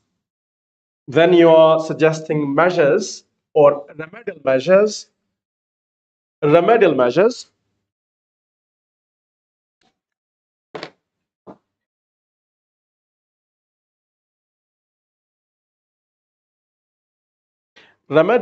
that you suggest the government should take.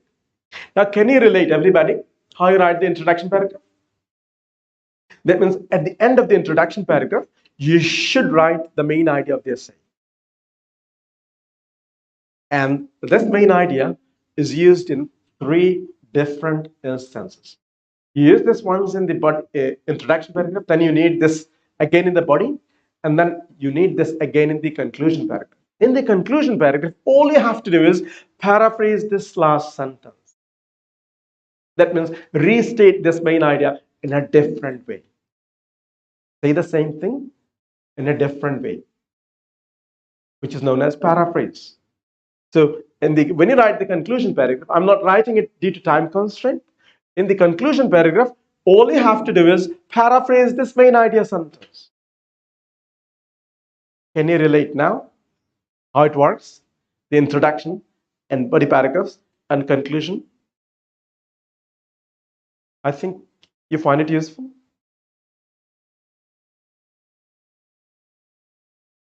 If you don't, the failure is mine.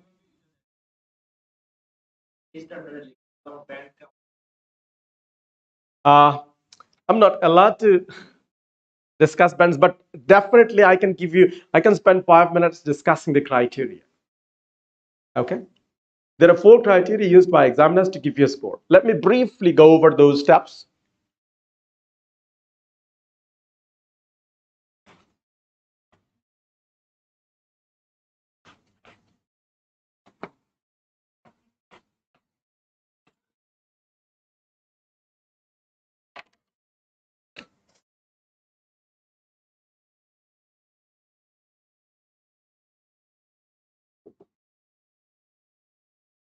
There are 4 assessment criteria.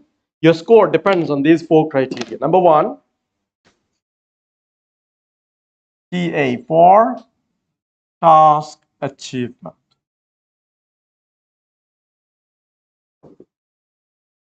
Number 2, CC4, cohesion and coherence. Number 3, LR4, lexical resource.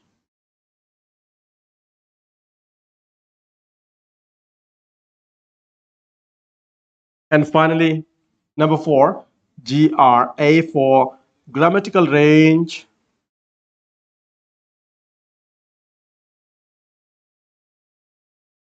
and accuracy.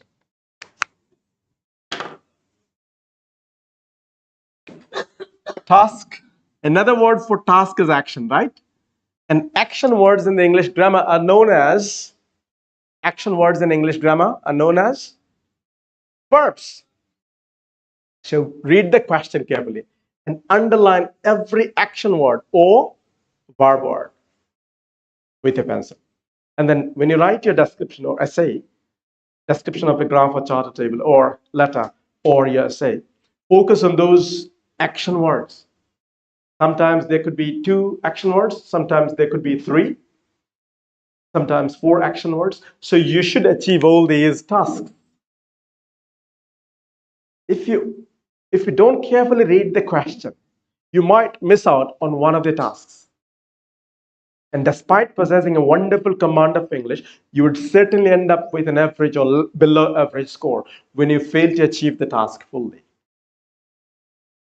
You understand?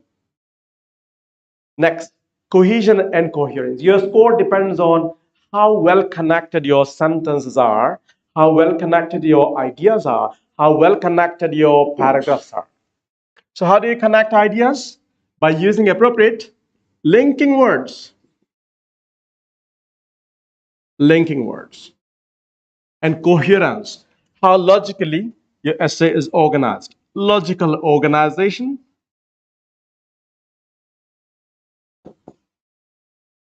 Lexical resource refers to your ability to choose the right word. Use the right word. Not necessarily the most difficult words from English dictionary. No. Lexical resource does not mean difficult words. It means the right use of words. So you need to choose the right word, not necessarily the most complex or sophisticated vocabulary. The right word. So and the last criterion is grammar. And in grammar, the examiner is interested in 2 elements, accuracy plus range. Accuracy is how grammatically correct your sentences are. If you write grammatically correct sentences, that accounts for half of the marks in grammar. The remaining half is accounted for by range, which refers to the variety of sentence structures. So range means the variety of sentence structures. Now, if you write grammatically accurate or correct sentences, still it's possible to end up with a poor score in grammar unless your range is rich, unless you're able to use a wide variety of sentence structures. I hope, Arif, you can relate. Can you? Okay. Does anyone else have any other questions about these 4 criteria? Yes, go ahead. Number 1, sure.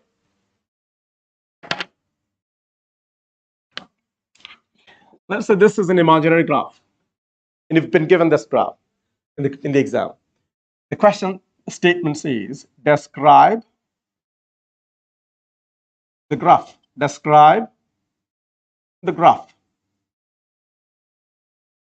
Stop. Summarize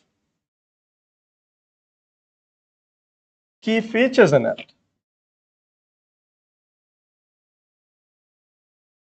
And make some comparisons.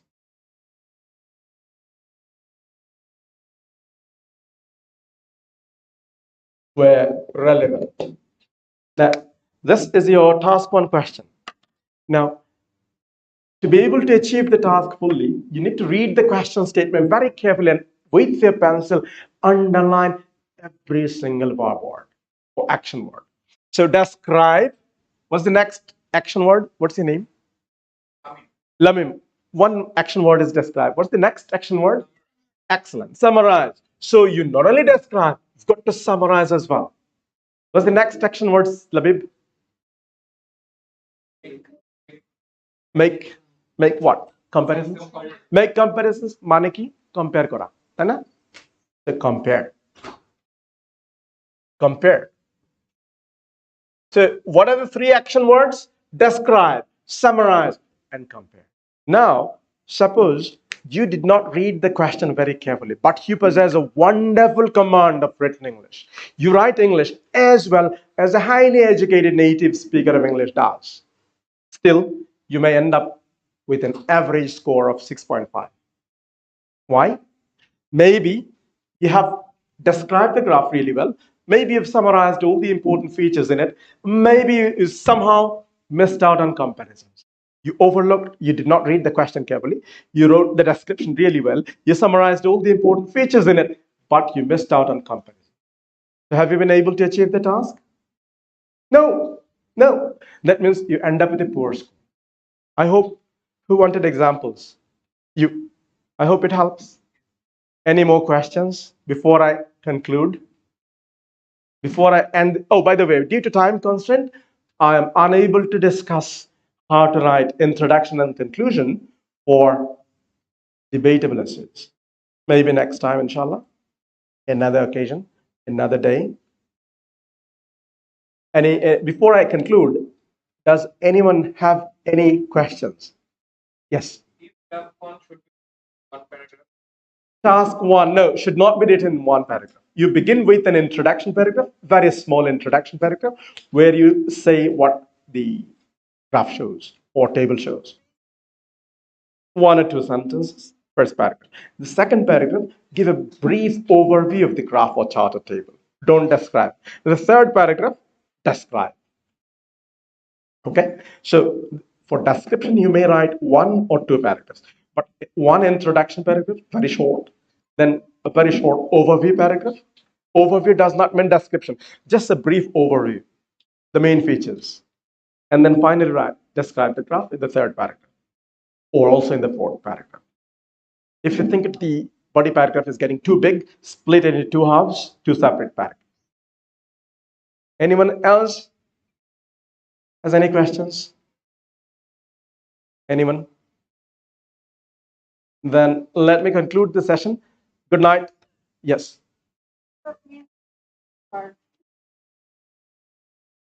Grammatical. Okay.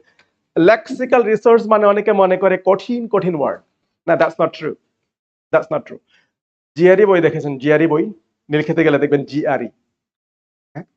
অনেকে GRE বই মুখস্থ করে ফেলে ভোকাবুলারির জন্য, GRE বই মুখস্থ করলো, ওখানে শুধু মিনিংটা জানে ওয়ার্ড, ওই মিনিংটা জেনে সহজ ওয়ার্ডের কঠিন প্রতিশব্দ বসিয়ে দেয় এস এর মাঝখানে, কিন্তু এইটা ব্যবহার জানে না, খালি ওয়ার্ডটা জানে কিন্তু ওয়ার্ডটার ব্যবহার জানে না।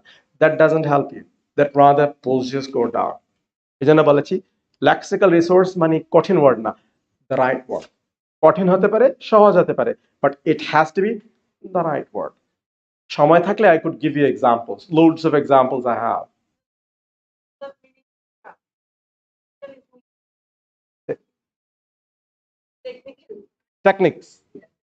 Techniques of what?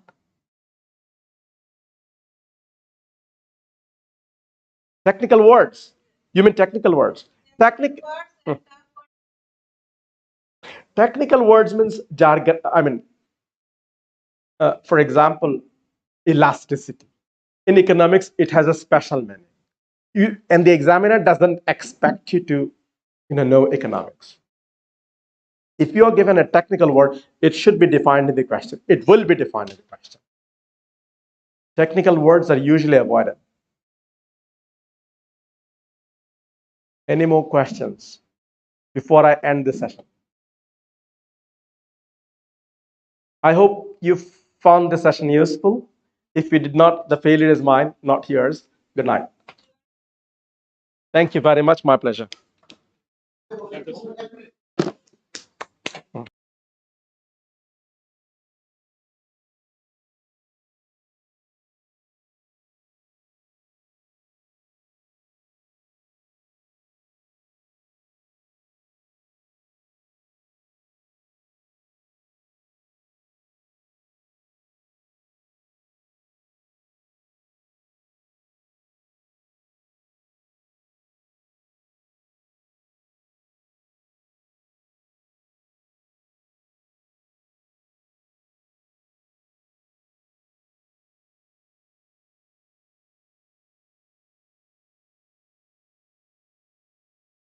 ওকে, তো আপনারা অনেকে হয়তো ফিউচার নিয়ে কনসার্ন ছিলেন বা আগে হয়তো আজকে জেনেছেন। তো ফিউচার বেসিক্যালি আমি Waliullah Shahriar, head of selfie আছি।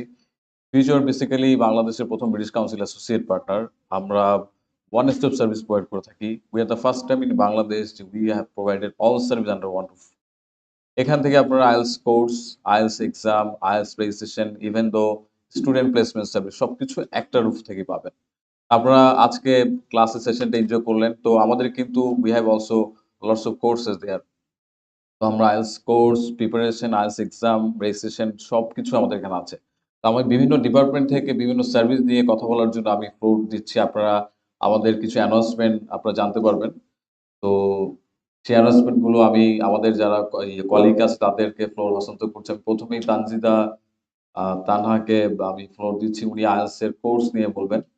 তো আপনারা যাদের ইন্টারেস্ট আছে তারা আইএলস কোর্সে বিভিন্ন বেস নিয়ে আপনারা কোশ্চেন করতে পারেন। কিছু অফার আছে আপনাদের জন্য, সেটাও জানতে পারবেন। আমি তানহাকে আবার ফ্লোরটা দিচ্ছি।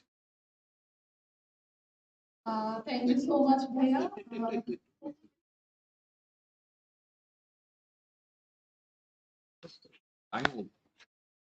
আচ্ছা, আমি জাস্ট জানতে চাচ্ছিলাম প্রথম একটু যে এখানে আসলে আমার পরিচিত মুখও আমি দেখতে পাচ্ছি। কারা একেবারে নিউ, যে এর আগে কখনো ভিজিট করেনি ফিউচার, ফার্স্ট টাইম আপনি ফেসবুকের মাধ্যমে জেনে আমাদের এখানে ভিজিট করছেন, একটু হ্যান্ড রেজ করবেন। আচ্ছা, সো এখানে 10 থেকে 12 জনের মতো আমি দেখতে পাচ্ছি আসলে এখানে আমাদের এর আগে কখনো ভিজিট করেননি হয়তো। আপনাদের আইএলটিএস এর জার্নিটা কিভাবে স্টার্ট করতে চাচ্ছেন আপনারা? একটু জাস্ট 2-1 জনের কাছ থেকে জানতে চাবো। আপনি বলেন প্লিজ। পিছনে যিনি হাত তুলেছিলেন। হ্যাঁ, থ্যাংক ইউ ভাইয়া, বলেন। এর আগে কি কোনো আইএলটিএস এর প্রিপারেশন কোর্স করেছেন বা আপনার কি আইএলটিএস এর ব্যাপারে কিছু জানা ছিল আগে থেকে? আচ্ছা আচ্ছা, সো আজকে আপনার ক্লাস করে কতটুকু মনে হয়েছে যে না আজকে আমার কোয়ালিটিফুল ক্লাস পেয়েছি আমি? 15 থেকে 20 মিনিট ধরে এসেছেন।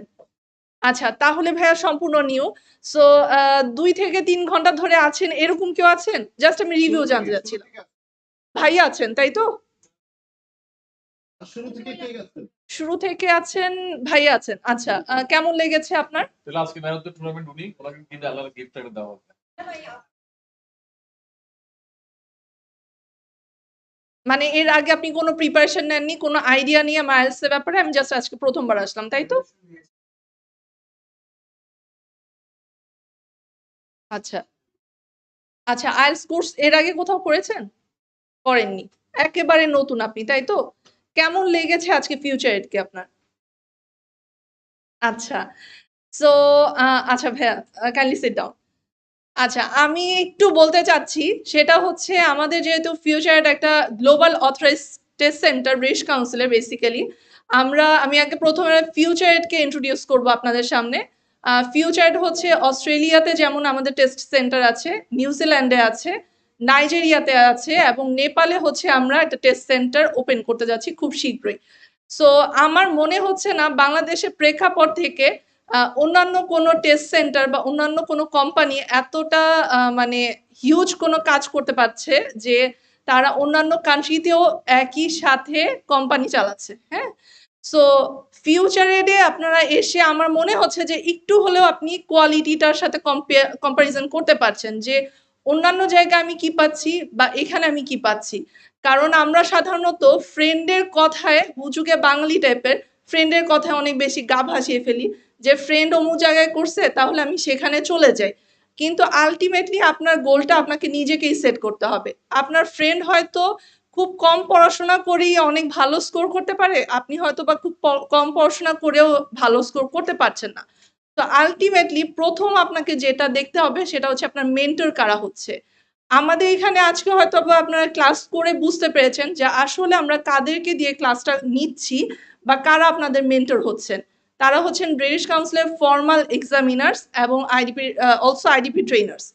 সো এখানে দেখা যাচ্ছে যে আপনি যাদেরকে মেন্টর হিসেবে পাচ্ছেন তাদের অ্যাটলিস্ট 15 থেকে 20 বছর পর্যন্ত আইএলটিএস এর সাথে সংযুক্ত আছেন, প্লাস তারা হচ্ছেন খাতা দেখছেন। ওকে, তো আমি এমনও কিছু বলবো না যে আপনার মেইন টেস্টে তারাই খাতা দেখছেন, যেমন বোর্ড এক্সামে হয়, আপনি নিজেও জানেন না আপনার স্কুল টিচার আপনার খাতা দেখছে কিনা। তো আলটিমেটলি যদি আপনাদের এরকম মনে হয় যে আজকে আমি এনরোল হব এখানে টিচারদের মাধ্যমে আমি ক্লাসগুলো করতে চাচ্ছি, তাদের জন্য আমরা পুরোপুরি ফ্ল্যাশ একটা সেল দিব। আমি প্রথমে বলছি ফ্ল্যাশ সেল কাকে বলে। হ্যাঁ, ফ্ল্যাশ সেল বলে যে একটা কোম্পানি লস দিয়ে দেয়। ওকে, সো আলটিমেটলি আমাদের 15,000 টাকার রেগুলার কোর্স আমরা আজকে শুধুমাত্র যারা আছি তাদের জন্য অনলাইনে হচ্ছে 5,000 আর হচ্ছে অফলাইনে মানে আপনি ইন পার্সন এসে টিচারদের ক্লাস করছেন শুধুমাত্র 6,000 দিয়ে। শুধুমাত্র 6,000। এটা আমাদের ফেসবুকেও কোনো প্রমোশন যায় না, মানে কোম্পানি পুরো লস দিয়ে আপনাদের দিতেছে। আলটিমেটলি এটাকেই বলে ফ্ল্যাশ সেল। সো এটার সাথে শুধুমাত্র আজকের জন্য এবং এটার সাথে আপনি 2টা ফ্রি মক টেস্ট পাচ্ছেন। আইএলটিএস এর যে বুক সেটটা আছে, এখন অনেকে কোশ্চেন আসে বুক সেট তো দিবেন ক্যামব্রিজের। বুক সেট জীবনেও আপনাদের ক্যামব্রিজেরটা আমরা পড়াবো না, কারণ ক্যামব্রিজ স্টাইলেই যদি সবসময় মেইন টেস্ট হতো তাহলে সবাই মানে এই বাংলাদেশের সবাই দেখা যেত বাংলাদেশ ছেড়ে চলে গেছে। সো আলটিমেটলি আপনাদেরকে আমরা এমন কোয়ালিটিফুল বুক সেটটা দিব যেটা আপনি বাজারে কোথাও পাবেন না, এতটুকু গ্যারান্টি অ্যাটলিস্ট দিচ্ছি। সো আপনারা যদি এখান থেকে কেউ এনরোল হতে চান, আজকের জন্য শুধুমাত্র অফলাইন কোর্স হচ্ছে 6,000। অনলাইনে যদি এরকম হয় যে আমার ভাই থাকে অনেক দূরে, যেমন কয়দিন আগেও আমরা পেয়েছি যে ইউকে থেকে বা হচ্ছে সাউথ কোরিয়া থেকে ক্যান্ডিডেট আমরা পাচ্ছি। তো এরকমও যদি কেউ থাকেন, অনলাইনে কোর্স শুধুমাত্র আজকে রাত 12টা পর্যন্ত 5,000। যদি কারোর কোনো ইচ্ছা থাকে, মনে যদি আসলে ইচ্ছা থাকে যে না আমি মেন্টরস বাদ দিয়ে বা অন্যান্য কোনো ইনস্টিটিউট বাদ দিয়ে আমি ফিউচারকে সিলেক্ট করব, তাহলে আমার মনে হচ্ছে এটাতে জাম্প করা উচিত অ্যাকচুয়ালি, কারণ এতটা ফ্ল্যাশ ডিসকাউন্ট আমার মনে হয় আপনি অন্য কোথাও পাবেন না। 2 মাসের কোর্স, টোটাল 16টা ক্লাস পাবেন। যদি কোনো ক্লাস আপনার মিস যায় তাহলে ওটা ব্যাকআপ ক্লাস বা মেকআপ ক্লাস আমরা আপনাকে অবশ্যই দিব। সো আমি কি একটু জানবো যে আসলে কে কি ইন্টারেস্টেড, এখন আমাকে কে কে একটু বলতে পারবেন যে আসলে আমি ক্লাসটা করব, আমার কাছে ভালো লেগেছে, এরকম কেউ আছেন? কেউ কি আছেন? কেউ নেই ভাইয়া? আচ্ছা আচ্ছা, 29 তারিখের হচ্ছে আপনি মানডে ওয়েডনেসডে ব্যাচ যাচ্ছেন বিকেলে 5টা 7টা ব্যাচ। আচ্ছা আচ্ছা, সো আপনি কি আজকে এনরোল হবেন? আজকে এনরোল হলে কিন্তু আপনার সাথে কিন্তু অফিসে কথা হচ্ছে অন্যভাবে। একটা কথা বলে রাখি, আপনি কিন্তু অফিসে অন্যভাবে কথা বলছেন। সো আজকে কিন্তু এখন আপনি ভর্তি হলে শুধুমাত্র 6,000, যেহেতু আপনার সামনে আমি অ্যানাউন্সমেন্টটা দিলাম। সো আপনি কি এখন ভর্তি হবেন?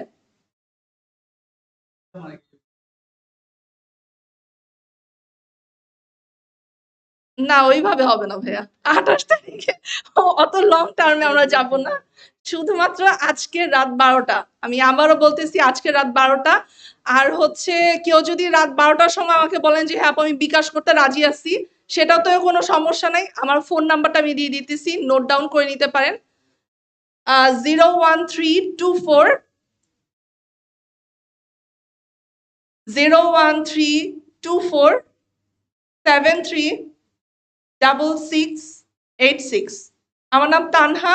যদি এরকম হয় যে আপু আমি রাত 12টার সময় এনরোল করে আমি ক্লাসটা স্টার্ট করতে চাই, কারণ আইএলটিএস কোনো এরকম না যে আমি পরীক্ষা দিলাম আর পাশ করলাম, এরকম কোনো কিছু না। টেকনিকের ব্যাপার, আপনি অবশ্যই টেকনিকগুলো আপনাকে ফলো করতে হবে। সো টেকনিক যদি রিয়েল টেকনিক আপনাকে ফলো করতে হয়, অবশ্যই হচ্ছে টিচারদের এক্সামিনারদের ক্লাস নিতে হবে। আর কথা বাড়াবো না, আমি হচ্ছে আমার ওয়ালিউল্লাহ শারিয়া ভাইয়াকে দিয়ে দিচ্ছি। Thank you so much. I think সবাই লুকির অফার জেনে গেছেন। তো আমি হলো কিন্তু যদি আমি স্টুডেন্ট সিটে বসতাম আমি কিন্তু এখন নিয়ে ফেলতাম। কারণ হচ্ছে আমরা ফিউচার কিন্তু প্রতি বছর একবারে এই ধরনের ইভেন্ট করি। ইভেন এই ধরনের অফার গুলো প্রতি বছর একবারই দেওয়া হয়। তো এটা মিস করাটা উচিত না। মিস করলে আসলে পরবর্তীতে আবার আপনাদের অফারের জন্য ১ বছর বসে থাকতে হবে।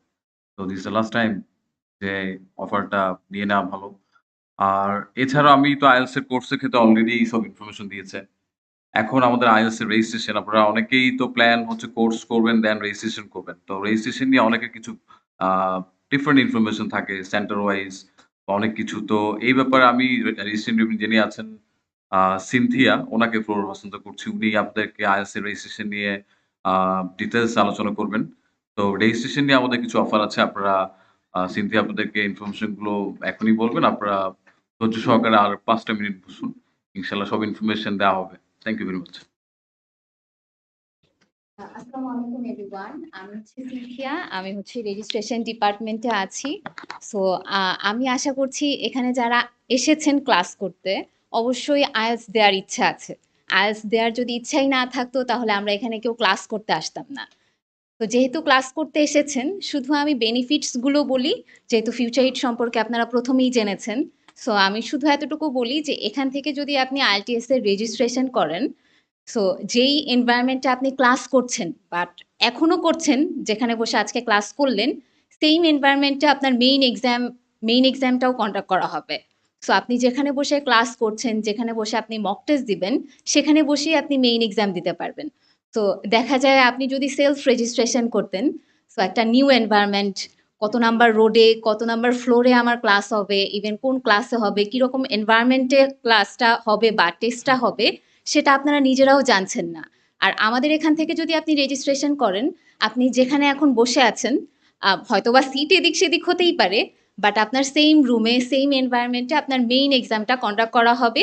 প্লাস যারা আজকে ক্লাস করলেন তাদের জন্য আমি একটু অফার বলি, সেটা হচ্ছে যদি আপনারা আজকে রাত 12টার মধ্যে IELTS এর মেইন এক্সামের রেজিস্ট্রেশন করেন, সেটা হোক নভেম্বর, হোক আগস্ট, হোক ডিসেম্বর, যেই ডেটের জন্যই আপনি রেজিস্ট্রেশন করেন না কেন, আমরা হচ্ছে সাথে 3টা মক টেস্ট ফ্রি দিচ্ছি এবং হচ্ছে ফুল ক্র্যাশ কোর্সটা ফ্রি দিচ্ছি।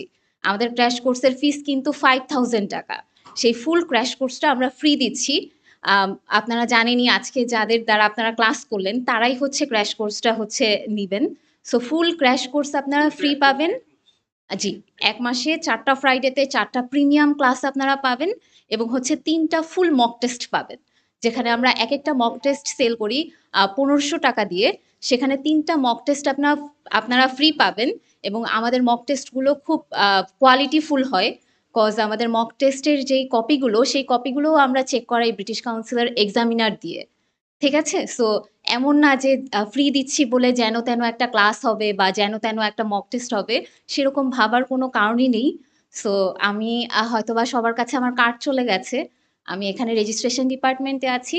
কেউ যদি আজকে রাত 12টার মধ্যে রেজিস্ট্রেশন করতে চান, জাস্ট আ মেসেজ করেন, WhatsApp করেন, কল করেন, মেইল করেন, ইভেন কার্ডে মেইলটাও দেয়া আছে। সো এতটুকুই বলার ছিল। কারো যদি কোনো কোয়েরি থাকে রেজিস্ট্রেশনের ব্যাপারে, feel free to inform me. আমার নাম জি। অবশ্যই, অবশ্যই। যদি আপনার মনে হয় যে আপনি আপাতত হচ্ছে ডেটটা আমাকে জানাতে চাচ্ছেন না, কজ একটা প্রিপারেশন এর ব্যাপার আছে। আপনি কিছু মক টেস্ট দেওয়ার পর আমাকে ডেটটা জানাতে চাচ্ছেন, সেটাও সম্ভব।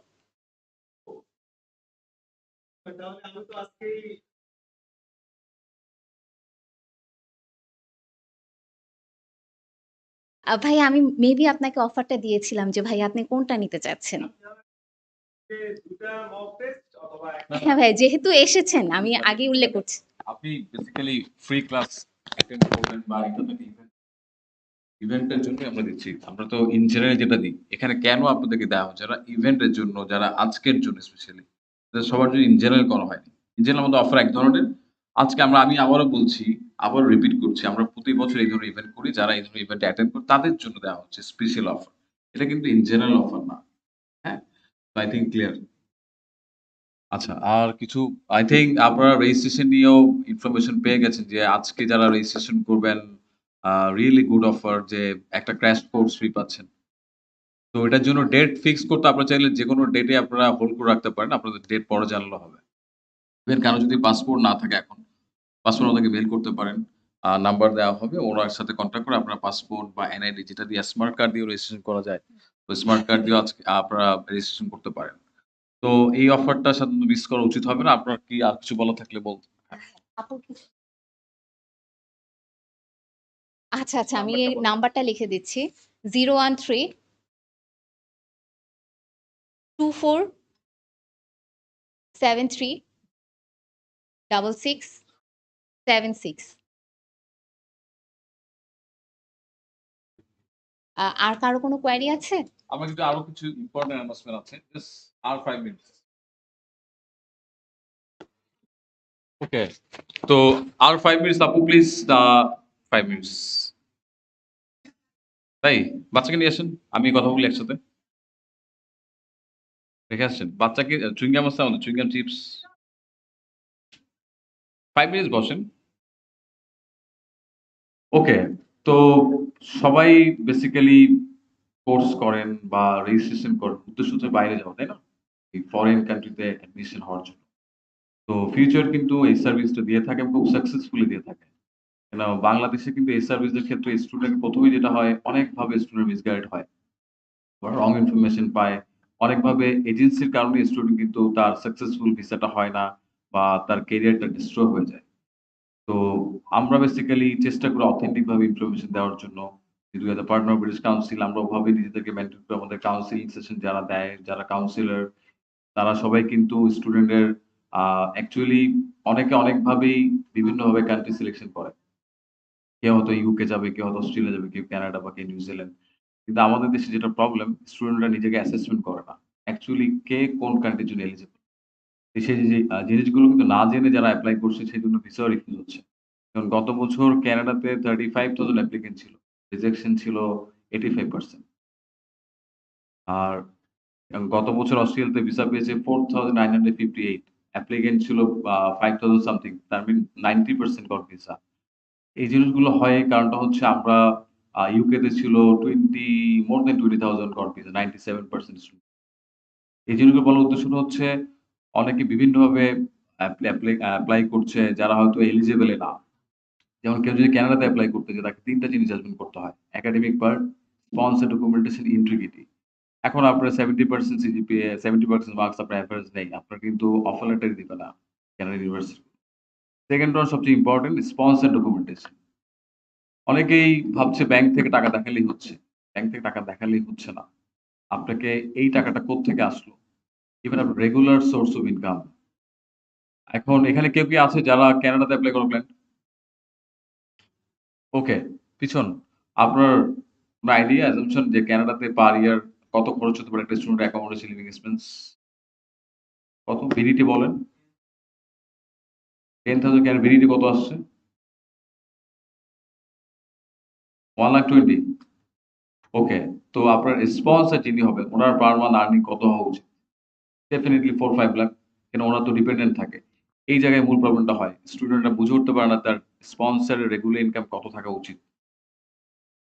কানাডাতে একটা স্টুডেন্টের যদি 1.5 থেকে 2 লাখ টাকা খরচ হয়, একটা স্পন্সর যে করে ফাদার বা মাদার বা ভাই বোন, তাদেরকে অবশ্যই, তাদেরও তো আরো আপনার ভাই বোন থাকতে পারে, তো তাকেও তো তাকে অ্যাকোমোডেশন, লিভিং এক্সপেন্স, তাদের খরচ থাকে। তো সেক্ষেত্রে যে অ্যামাউন্টটা দেখাতে হয়, অবশ্যই 4 or 5 লাখ টাকা মান্থলি আপনার আর্নিং সোর্স দেখাতে হবে।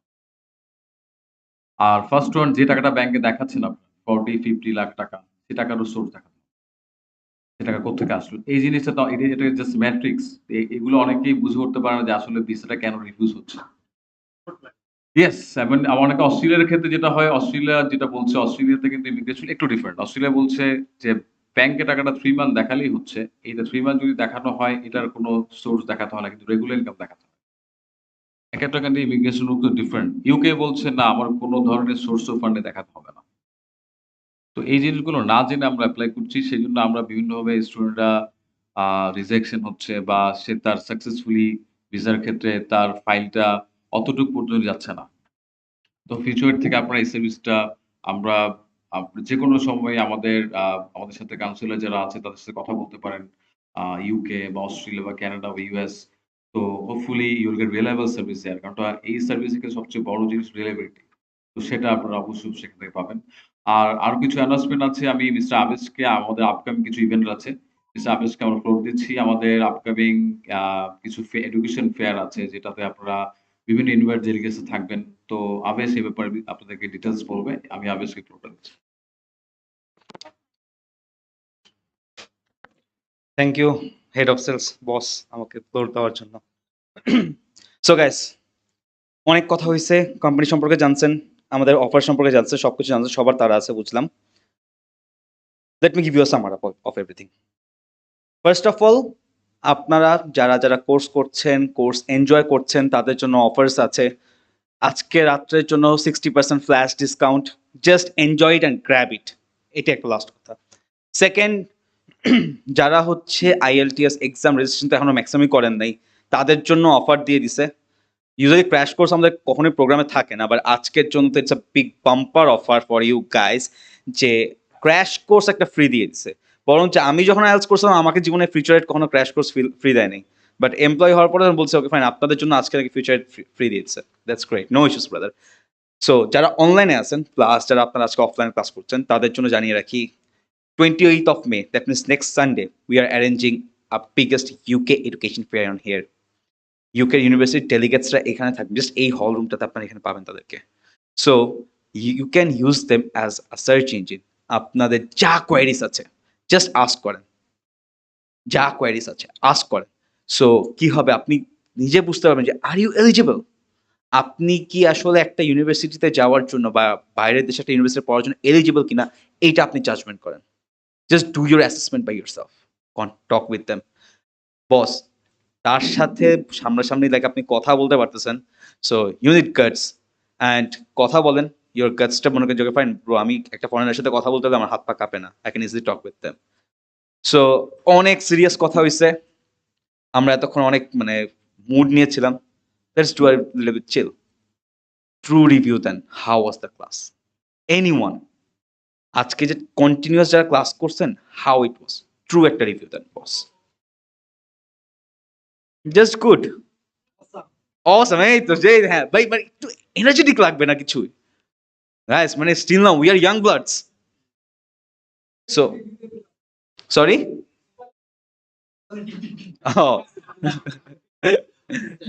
আউটস্ট্যান্ডিং। ওকে, সো এই যে ওয়ার্ডস গুলাকে ইউজ করেন না, দেখে মজা পাবেন সবকিছু। So IELTS exam is all about the confidence. So সবকিছু আপনার কনফিডেন্সের উপর ডিপেন্ড করে। You are saying it's outstanding, speak it outstanding. So welcome to you all in FutureEd. Anywhere, anytime, any offers, any courses, you can contact with me. It's me, Abesh. So guys, please cheer up me. It's Abesh. Say Abesh. Abesh. Yeah, thank you so much everyone. So today I'm signing out from here and the session is over. Thank you.